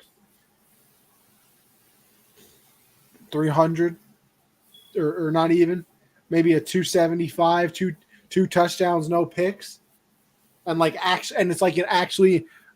Because listen, you can throw for a lot and some like Kirk touchdowns Cousins' and look numbers terrible. looked amazing. Kirk Cousins' numbers looked amazing this week, but he didn't Not even play that. great. Like I remember, like Joe Flacco at the beginning of the season. I think he had like a game with like 458 or like Like 480 back-to-back something passes. games. Yeah, he also threw it like 60 times. Yeah. So like, how impressive is it really? So, Did you see that? I saw this for the first time. I don't know how I never heard of it. That Taylor Heineke threw for like 730 yards at Old Dominion. I did not know this. They were down 24-0 at the end of the first quarter. I think he said he threw it 70 something times. Wound up with 730 yards. You know his arm was deado after that game. Yeah, that's crazy. Absolutely gone. But all right. Next up, we had. This is true. His name is really Ben Johnson. Yeah. That's the who is this Ben Johnson? Offensive coordinator, Detroit Lions. Really? I feel like I don't remember seeing him much on Hard He Knocks. was in Hard Knocks for like half a second. Like he was barely. Was he the white dude? Yeah. So, Deuce Staley was the running back coach? Yeah. And then who's the defensive coordinator? Aaron Glenn. See, I always thought that Deuce Staley was because they were talking about the So offensive. I did too. The whole time I thought it was because they were going back and forth. Yeah, it was like, the offense is going back and forth with the defense. Then let's look at the coaches, and it'd always be Deuce. Wow, really? Okay. He must be a boring guy if he's the OC. I mean, then again, it might be he's boring, or like he's just mildly exciting. Which do you focus on, mild or like Deuce Staley, Aaron Glenn, where it was fun? Right. And then you got everybody was going crazy for my guy MCDC. Yeah. Too many coaches worth watching more. There were more coaches that were interesting on that show than there were players. Like like Aiden Hutchinson was interesting just because his sisters were bad. Yeah, that was all I was looking at. I mean, I was so happy when they showed family shots. It was cool. Like Amon Ra's family, it was cool to see how his family was and everything, but it wasn't like funny. It wasn't really super funny. Watching, Aaron Glenn and Deuce Staley go at it, or MCDC try to count how many times he could say man in one speech. That'd be a crazy drinking game every time. I think somebody counted it. Really? I don't remember who, but I could have swore that was a thing at one point. I don't know. I mean, listen, I think the offense has 7 games over 30 points. I think it's the most in the league, even more than the Chiefs, who everybody looks at as the offensive standard. Does he? I mean, it's possible. I mean, he is the one calling plays, coming up with plays, making Jared Goff look unbelievable. I wouldn't be shocked if he got an interview. He's kind of new, I guess, in the term of like you hadn't really heard anything about him until this year, like unlike Bieniemy or you had heard things with Sean McVay before or Shanahan before. So he's kind of new in that world, I would say. So maybe an interview and they keep him for another year. And then if they repeat it, does he all of a sudden finally get that job? It's possible, but I don't know. When you're calling an offense that good, though, you're definitely going to get some looks. I'll say that. I don't want him to even take interviews. I want him and MCDC to bring Detroit all the way back for a decade. New Lions. Brand new Lions. Need it. Need them to stay together. But I do think I wouldn't be surprised if we, the Panthers, gave him an interview either. It's just you always see offensive coordinators, these gurus that they call them, and they'll have a good season, and then a team will give him 7 years, $70 million, something like that. Did you see the stat that was posted about all the coaches that have been fired in the league? What, like $800 million? $800 million. Insane. The owners are spending on coaches that aren't in the league. 40 of that's going to Matt Rule. I mean, you got to think John Gruden's probably getting. Just what how many years did he coach? Like 3 when he came back. Yeah, he was on like a 10-year. Yeah, he was on a 10-year, 10 per. So he's getting $70 million. Yeah. Ugh. Disgusting. Quit giving the bags to just every coach that walks in. You don't got to do it. Problem is, if you don't do it, somebody else will, and then you're What not if we getting all your just guy. collectively didn't? What if we just said, hey, what we normally offer these coaches, let's cut it in half. That would be blackballing. Let's do it. So, you know. Actually, no, not blackballing. That's collusion, technically. You know what is possible? Green and white in the playoff openers. I don't know, Vic. Who do you guys got left? The Jags. You got to play. You don't play the Bills anymore. Then you got to play the Dolphins again, and obviously one other team. That's a math. I don't know. I don't know who it is, but not looking good. Because you got to jump us, got to jump the Chargers as well, and I think that I guess see, I saw some. I feel like it was almost kind of disrespectful. Like the Chargers only have like a 50% chance at best to win the rest of their games, like each one individually.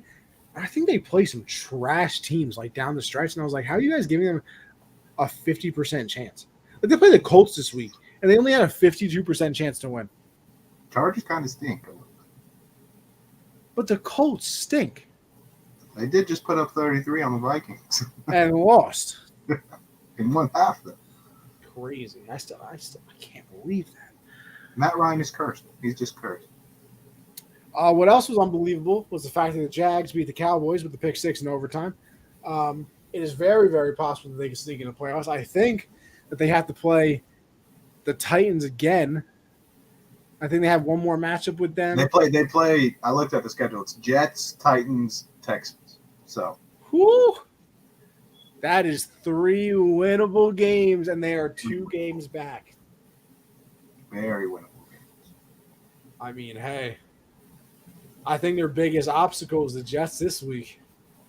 Low key, I think it might be the Texans. I think it's the Texans have been giving teams a rub for their money. You know what's crazy, Josh?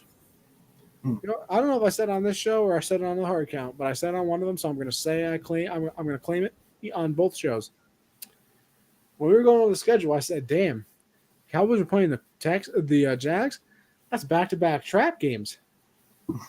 Really? I knew you called the Texans Cowboys one, but actually, it was hard count because I remember CJ saying, "Yeah, you know, low key possible." They could. What's this? We got to find out what this week's is. I'm kind of smart. You got one this week because I'll take the spread on whatever the trap game is this week. I wonder what the trap game of the week is. I'm looking at the schedule a little prematurely here. I can see it. I can see a trap game. I see one. I'm staring at a trap game right here. I don't think it happens though because I think they're too good. But let's see. We don't need to jump over the Chargers. We do have to Tanya Harding to beat the Pats. Nah, Tanya Harding is crazy. Real. Well, don't they have the same record though? Or are the Chargers 8-6? Because I know the Pats are 7-7. I don't know. We'll figure it out down the line. But yeah, I mean, listen, I think the Giants make the playoffs. I think Trevor Lawrence, the light bulb has gone off in that wonderful, lusciously blonde head of his. Like I said, I think he has like 1,800 yards, 10 touchdowns, 1 interception in his last however many games. I can't even remember the exact number. So that's gone off. Christian Kirk's played well. Who they have? Zay Jones, I think, scored 3 touchdowns this week. Evan Ingram's all the way back to some reason. Yeah, Evan Ingram can play football again. So Jamal Agnew too. He's a dog. ETN had over 100 yards rushing, I believe it was.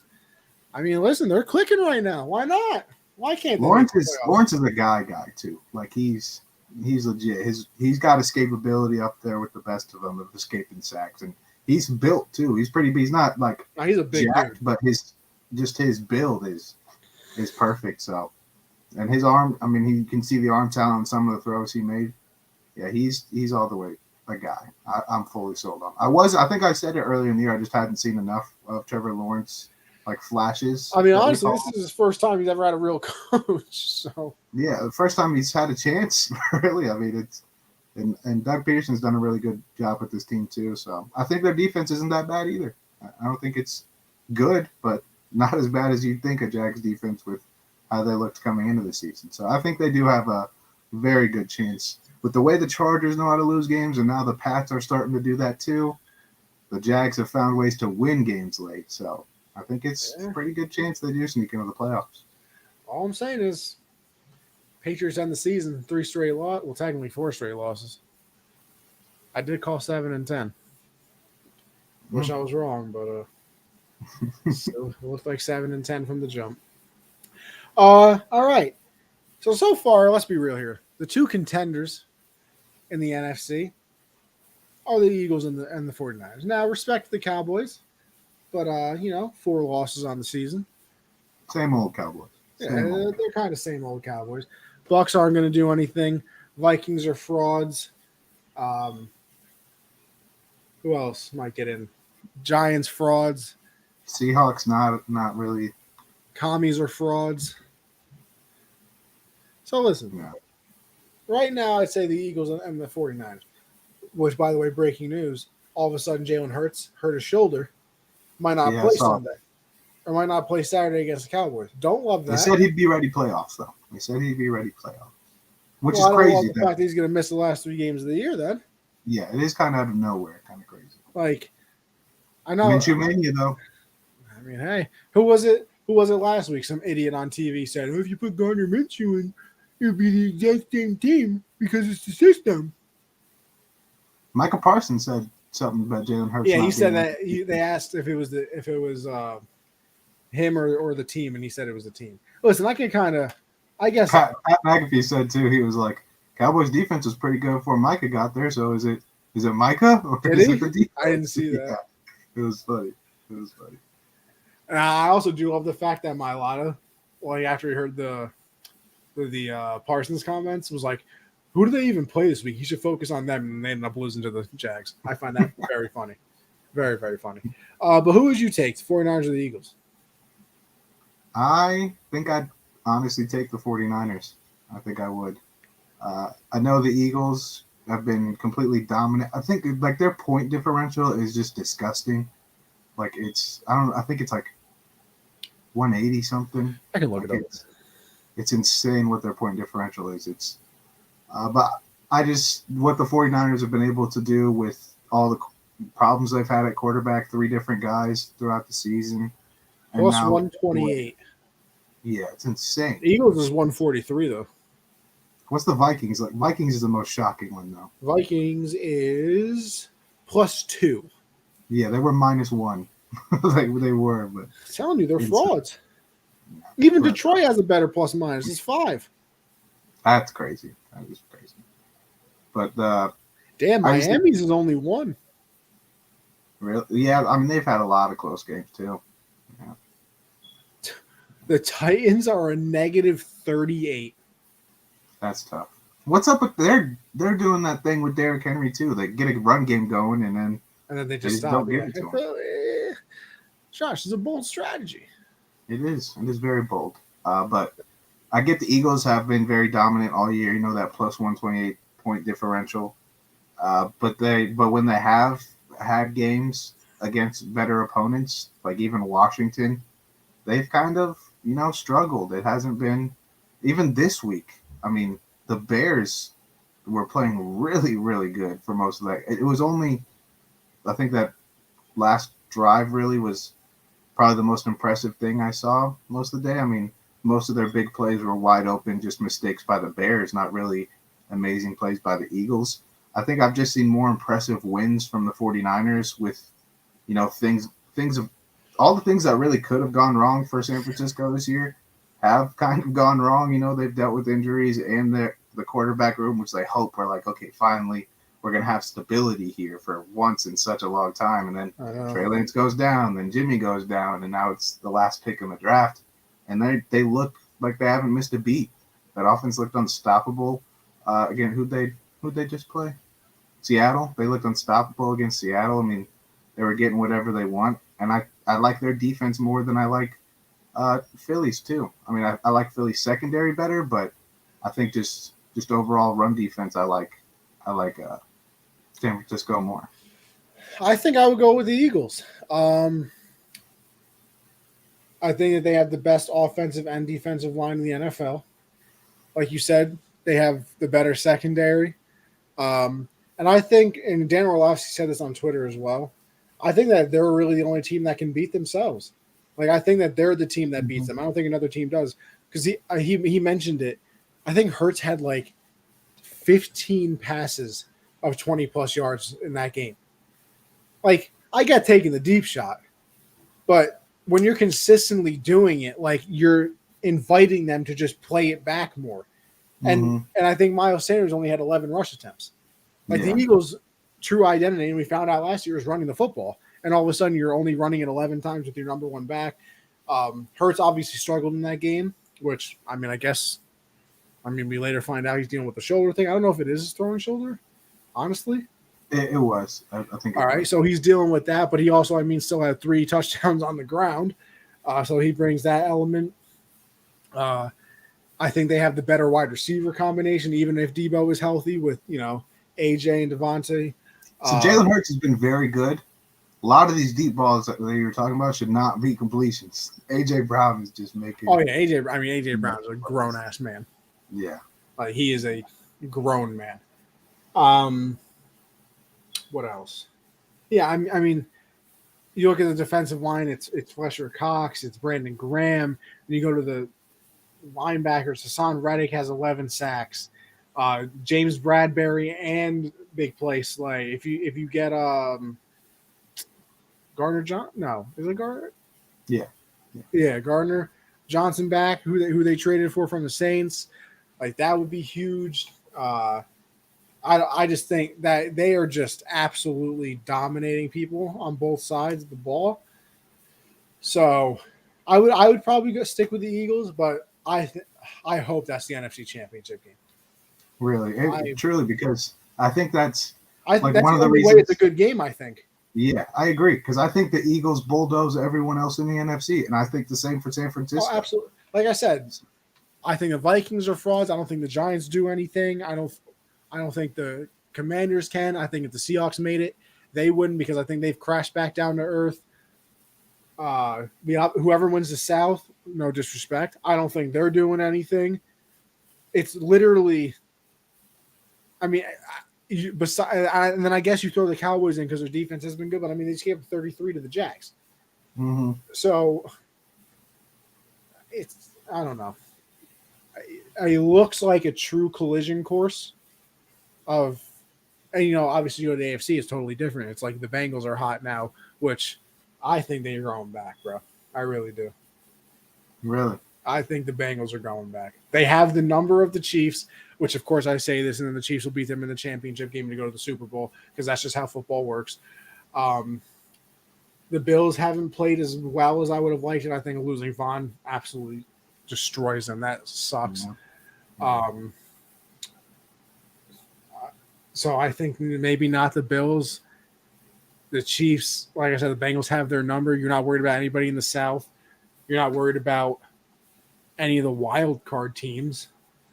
Baltimore could shock somebody. I can see that if Lamar's back. Even with Lamar, I'm not, because it's so dependent on him. That, if he doesn't run for 250 and 3 touchdowns, it's like, and that's the other thing. Like, Mark Andrews is falling off the planet. Yeah, he's been struggling. He's been dropping balls. Like, it's so. And that was the one dependable target because Bateman got hurt. So they got Deshaun Jackson. Yeah, sure. But yeah, all right. Let's move on. QB of the week, Josh. You got some money? Yeah. He almost had a near perfect game in a game the team did not play really well. Patrick Mahomes, 36 of 41, only 5 incompletions. That's very good. 336 yards, 2 touchdowns, 5 carries, 33 yards, and the touchdown that wound up sending it to overtime. So he's my quarterback of the week. I'll go with the other guy that I like, Josh Allen. In the snow, 304, 4 touchdowns. He did have a fumble, but to do it in that weather, that cold, and especially like I said, having at the end of the game to go win it with the long run, Mm-hmm. and then the scramble drill pass to the back. I mean, and the 2 point conversion, like just very very impressive to me. How about your player of the week? I have two. One is not in the Okay. NFL. Frank Gore Jr., Oh my 329 god! yards, 3 TDs, absolute dog, and And, also and announced that he's I think he had staying a at receiving Southern. touchdown as well. Yeah, and he's also said he's staying at Southern Miss, which Oh, I love because, normally if a player has a season like he's having, they're going to transfer to a better program, to get more eyes on him. I love that he's staying there and staying where, the team that gave him a shot. My other player of the week, guy just had a monster game and capped it off with a pick six to win it. Rayshawn Jenkins had 18 tackles, 2 picks in the game winner. 18 tackles from a secondary player who's not Derwin James. yeah, that's crazy. I don't know. I'm kind of looking through. You know what? How about show some tight end love? How about Kittle? Mm. 4 for 93, 2 touchdowns. That And the like super double. boost hit. Shout out Kittle. Yeah, facts. Super boosted hit finally. But that First double time. fake screen pass and then Kittle running up the middle. I'm Disgusting. over here rhyming. Like Disgusting. that play design, Matt Patricia could never. So I mean, I guess I'll never see something that smart. But hell of a play call. I mean, that was just absolutely gorgeous. What do we got next here? Prayer circle, respect on their name. Anybody? I got nobody. I think we could put respect on Trevor Lawrence. Okay. I think he deserves to be there, I think he deserves to be thought of, when we talk about young quarterbacks, I think his name should be in that conversation. Not saying that he's same level as Justin Herbert quite yet, but I think he's on his way to something like that. I ain't got no problems with it. I don't have any problems with it. And well, guess what, everybody? That will lead us to everybody's favorite segment. At least mine, because I'm very good at it and Josh is terrible. Uh, that would be our pick segment that we do every week. Josh, let them know how we did last week. Yeah, we disagreed on what? It was 5 of them, 5 games.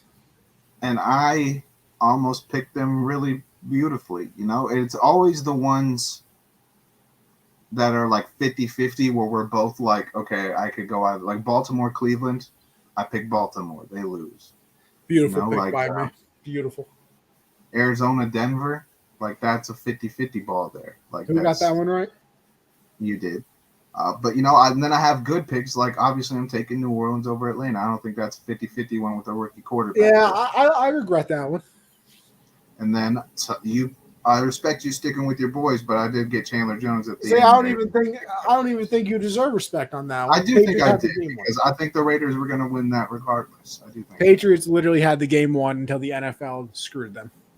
They hadn't won until they did. So because the NFL's it's rigged. And then it comes down to tonight. I'm Baker Mayfield against Aaron Rodgers, so it's not. It's been that kind of all year though. Like every time we disagree on a large amount of games, it's always like right down the middle. Like no one takes a. Hey, listen, Packers are up 3-0 right now, but the Rams are in field goal territories. So, I also lost last Monday because Kyler Murray got hurt right at the beginning of the game. Didn't have a shot after that. So tough scene to go down 6 on a week like that. You ready to concede yet, or? Absolutely not. Lots of football left, baby. Come on now. All right. Well, how about we get into it then? All right, the Week 16 picks, and we started off on Thursday night. Last Thursday night football game of the year, I believe. I do believe this is the last Thursday night game of the year. Pour one out for Al Michaels and Kirk Herbstreit. You give me one word to describe this season's Thursday night football games. That's the only word you can use. Disappointing. I'm not mad. I'm just disappointed. I feel like that Stephen A. clip. I was led astray, run amok, and straight up deceived. Because I came into the year thinking that all the primetime games the entire year were going to be good. Mm-hmm. They were not. And we're not. But we started off, like I said, Thursday Night Football. Jags are going to visit the Jets. I'm very back and forth on this. Me too. The Jags are hot. Jets are not. They just did. Oh my God, Baker should have just thrown the easiest pick six ever, and this dude couldn't catch it. I'll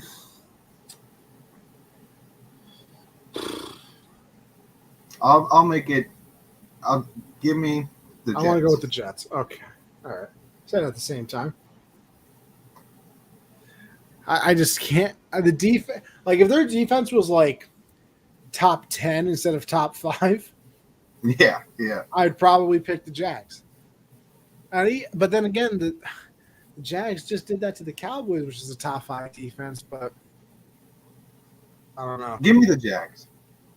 All right, you go. I'll stick with the Jets. That's fine. Bengals and the listen. Like I said, I'm done. Bengals. What we got for Vic over here? Gang Green. Got Ice Cold Joe. Bills over Bears. Browns over Saints. Titans over Texans. Chiefs over Seahawks. Vikings over Big Blue. All right, that's Vic's pick so far. I got the Bengals, though. I do, too. I got the Bills in the next one against the Bears. I do, too. I got the Browns against the Saints.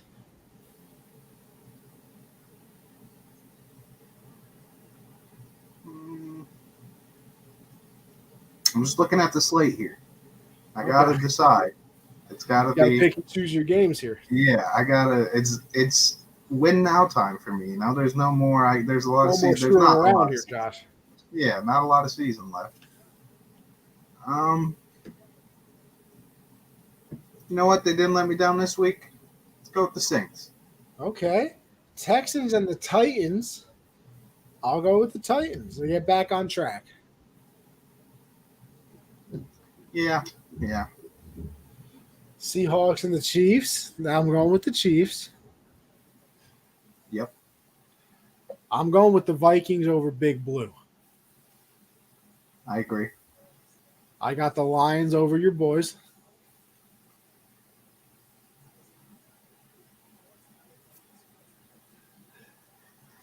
God, man. This dude. You see, when we need to win, like we needed to beat Pittsburgh and protect the bank and all the bullshit I heard all week, and we just let them walk all over us. And now it kind of feels like the season is dead. And that's usually when we do things good. I'm going with my boys. I respect it. Falcons and the Ravens. I got the Ravens.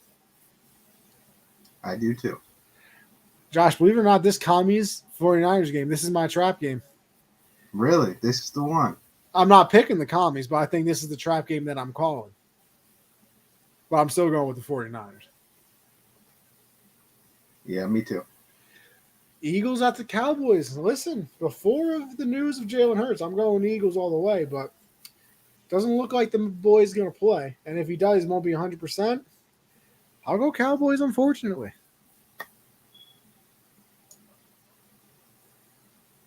You're kind of terrible for that. Well, listen, if Jalen Hurts plays, I would say I'll go with the Eagles, but I don't think it'll be 100%, so never mind. Yeah, give me Minshew Mania. Look at this guy.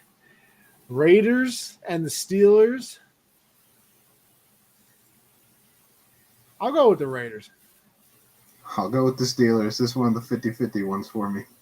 Yeah, me too. Packers and the Dolphins. This is kind of 50-50 to me, honestly. But I think I'm going to go with the Finns, even though they've been struggling. You sure you don't want Green Bay? I'm sure. You sure? I've never been more positive. Yeah, I'll go with Dolphins. Broncos and the Rams, talk about it, just absolutely putrid game. I think they're going to shut down the rest of the Rams players the whole year. I'm going to actually go with the Broncos. And no, I don't feel good about this at all. Disagreed on 5 so far. Holy shit. You are down 6. Yeah. Who'd you pick? I went with the Broncos. I'll go with the Broncos too. Didn't want to disagree on this one, huh? I mean, I'm already at 5, and I don't feel great about too many of them. Bucks and the Cards. Listen, I know the Bucks aren't very good, but the Cardinals don't got Kyler. I got to go with the Bucks. I agree. And then Steelers, Colts. Give me the Steelers. Yep, because that's definitely the Steelers. Oh, Jesus Christ! Give me the Chargers and against the Colts. Nobody's playing the Steelers besides the Raiders this week. I mean, you can take the Steelers in that game. I'm definitely not. I'm still taking those Raiders. Arg. I will too. So I have Jacksonville. You have the Jets. I feel confident. I have New Orleans. You have Cleveland. I feel great about that one. I have Carolina. You have Detroit. I feel great about that one too. I have Philly. You have Dallas. Without Jalen Hurts, I feel fantastic. I have Pittsburgh. You have the Raiders. I feel great. So you feel great about all of them. And you know what the crazy thing is? We'll probably so go. do I. We'll probably so go. do I. All right, if you say so. Let's see. We got the rest of Actually, technically, I could tie it up this week if the Rams win tonight. They won't, so I'll be all right. Detroit over Carolina if they beat Green Bay. Ravens over Falcons. San Francisco over the District of Columbia. National Bird over the Side Boys. Toss up on the Raiders and Steelers. Packers over Miami. Jets need that tackling fuel. LA over Broncos country. Go die. True. Buckshots over Cardinals. Chargers over Coach Saturday. So look, I'd rather. You got bonus picks. You got me, Josh, and Vic. I'm happy disagreeing on this many games and risking going down by a lot because a wise man once said, I'd rather go for 30 because if you don't. Because if you don't, that means you stop shooting. And guess what I'm not going to do? Josh is in it to the end. Well, listen, another great episode. Appreciate everybody for tuning in. Anthony Conover _ on Twitter. You can find me, and then in there, if it's still there, because apparently you're not allowed to advertise on Twitter anymore. Shout out Elon, apparently. Really? Oh yeah, you didn't see it? Like I did not. You're posting links to like Instagram and stuff. It's like against the policy, and like Linktree is supposed to be like banned and about. Go read it. It's real interesting. But everybody loves Elon. My Linktree is in my Twitter. Anthony, where you can find everything, this show, the hard count, and then Backstop Banter as well. So make sure you go and check everything out. Yeah, follow me on Twitter at Jolin _4. Make sure you subscribe to the YouTube channel so you can chat with us like the bro Vic did. And tune in Monday, 7 Eastern. With all that being said, listen, next time we'll see you. It won't be a new year. It'll be the 30th. No, the 30th. Jesus Christ. The 26th. So, I don't know what this guy's doing with this dance and stuff. But listen, y'all have a Merry Christmas. If you're celebrating, listen, a Happy Hanukkah. I don't even know if it started or if it is started already. What else am I saying? I don't know when Kwanzaa is either. Probably easier to say Happy Holidays, but you know what? That's Feliz Navidad. All right. With all that being said, appreciate everybody for tuning in. We'll catch you on the next one, all right? Hope you get everything for Christmas that you asked for. Santa is on his way.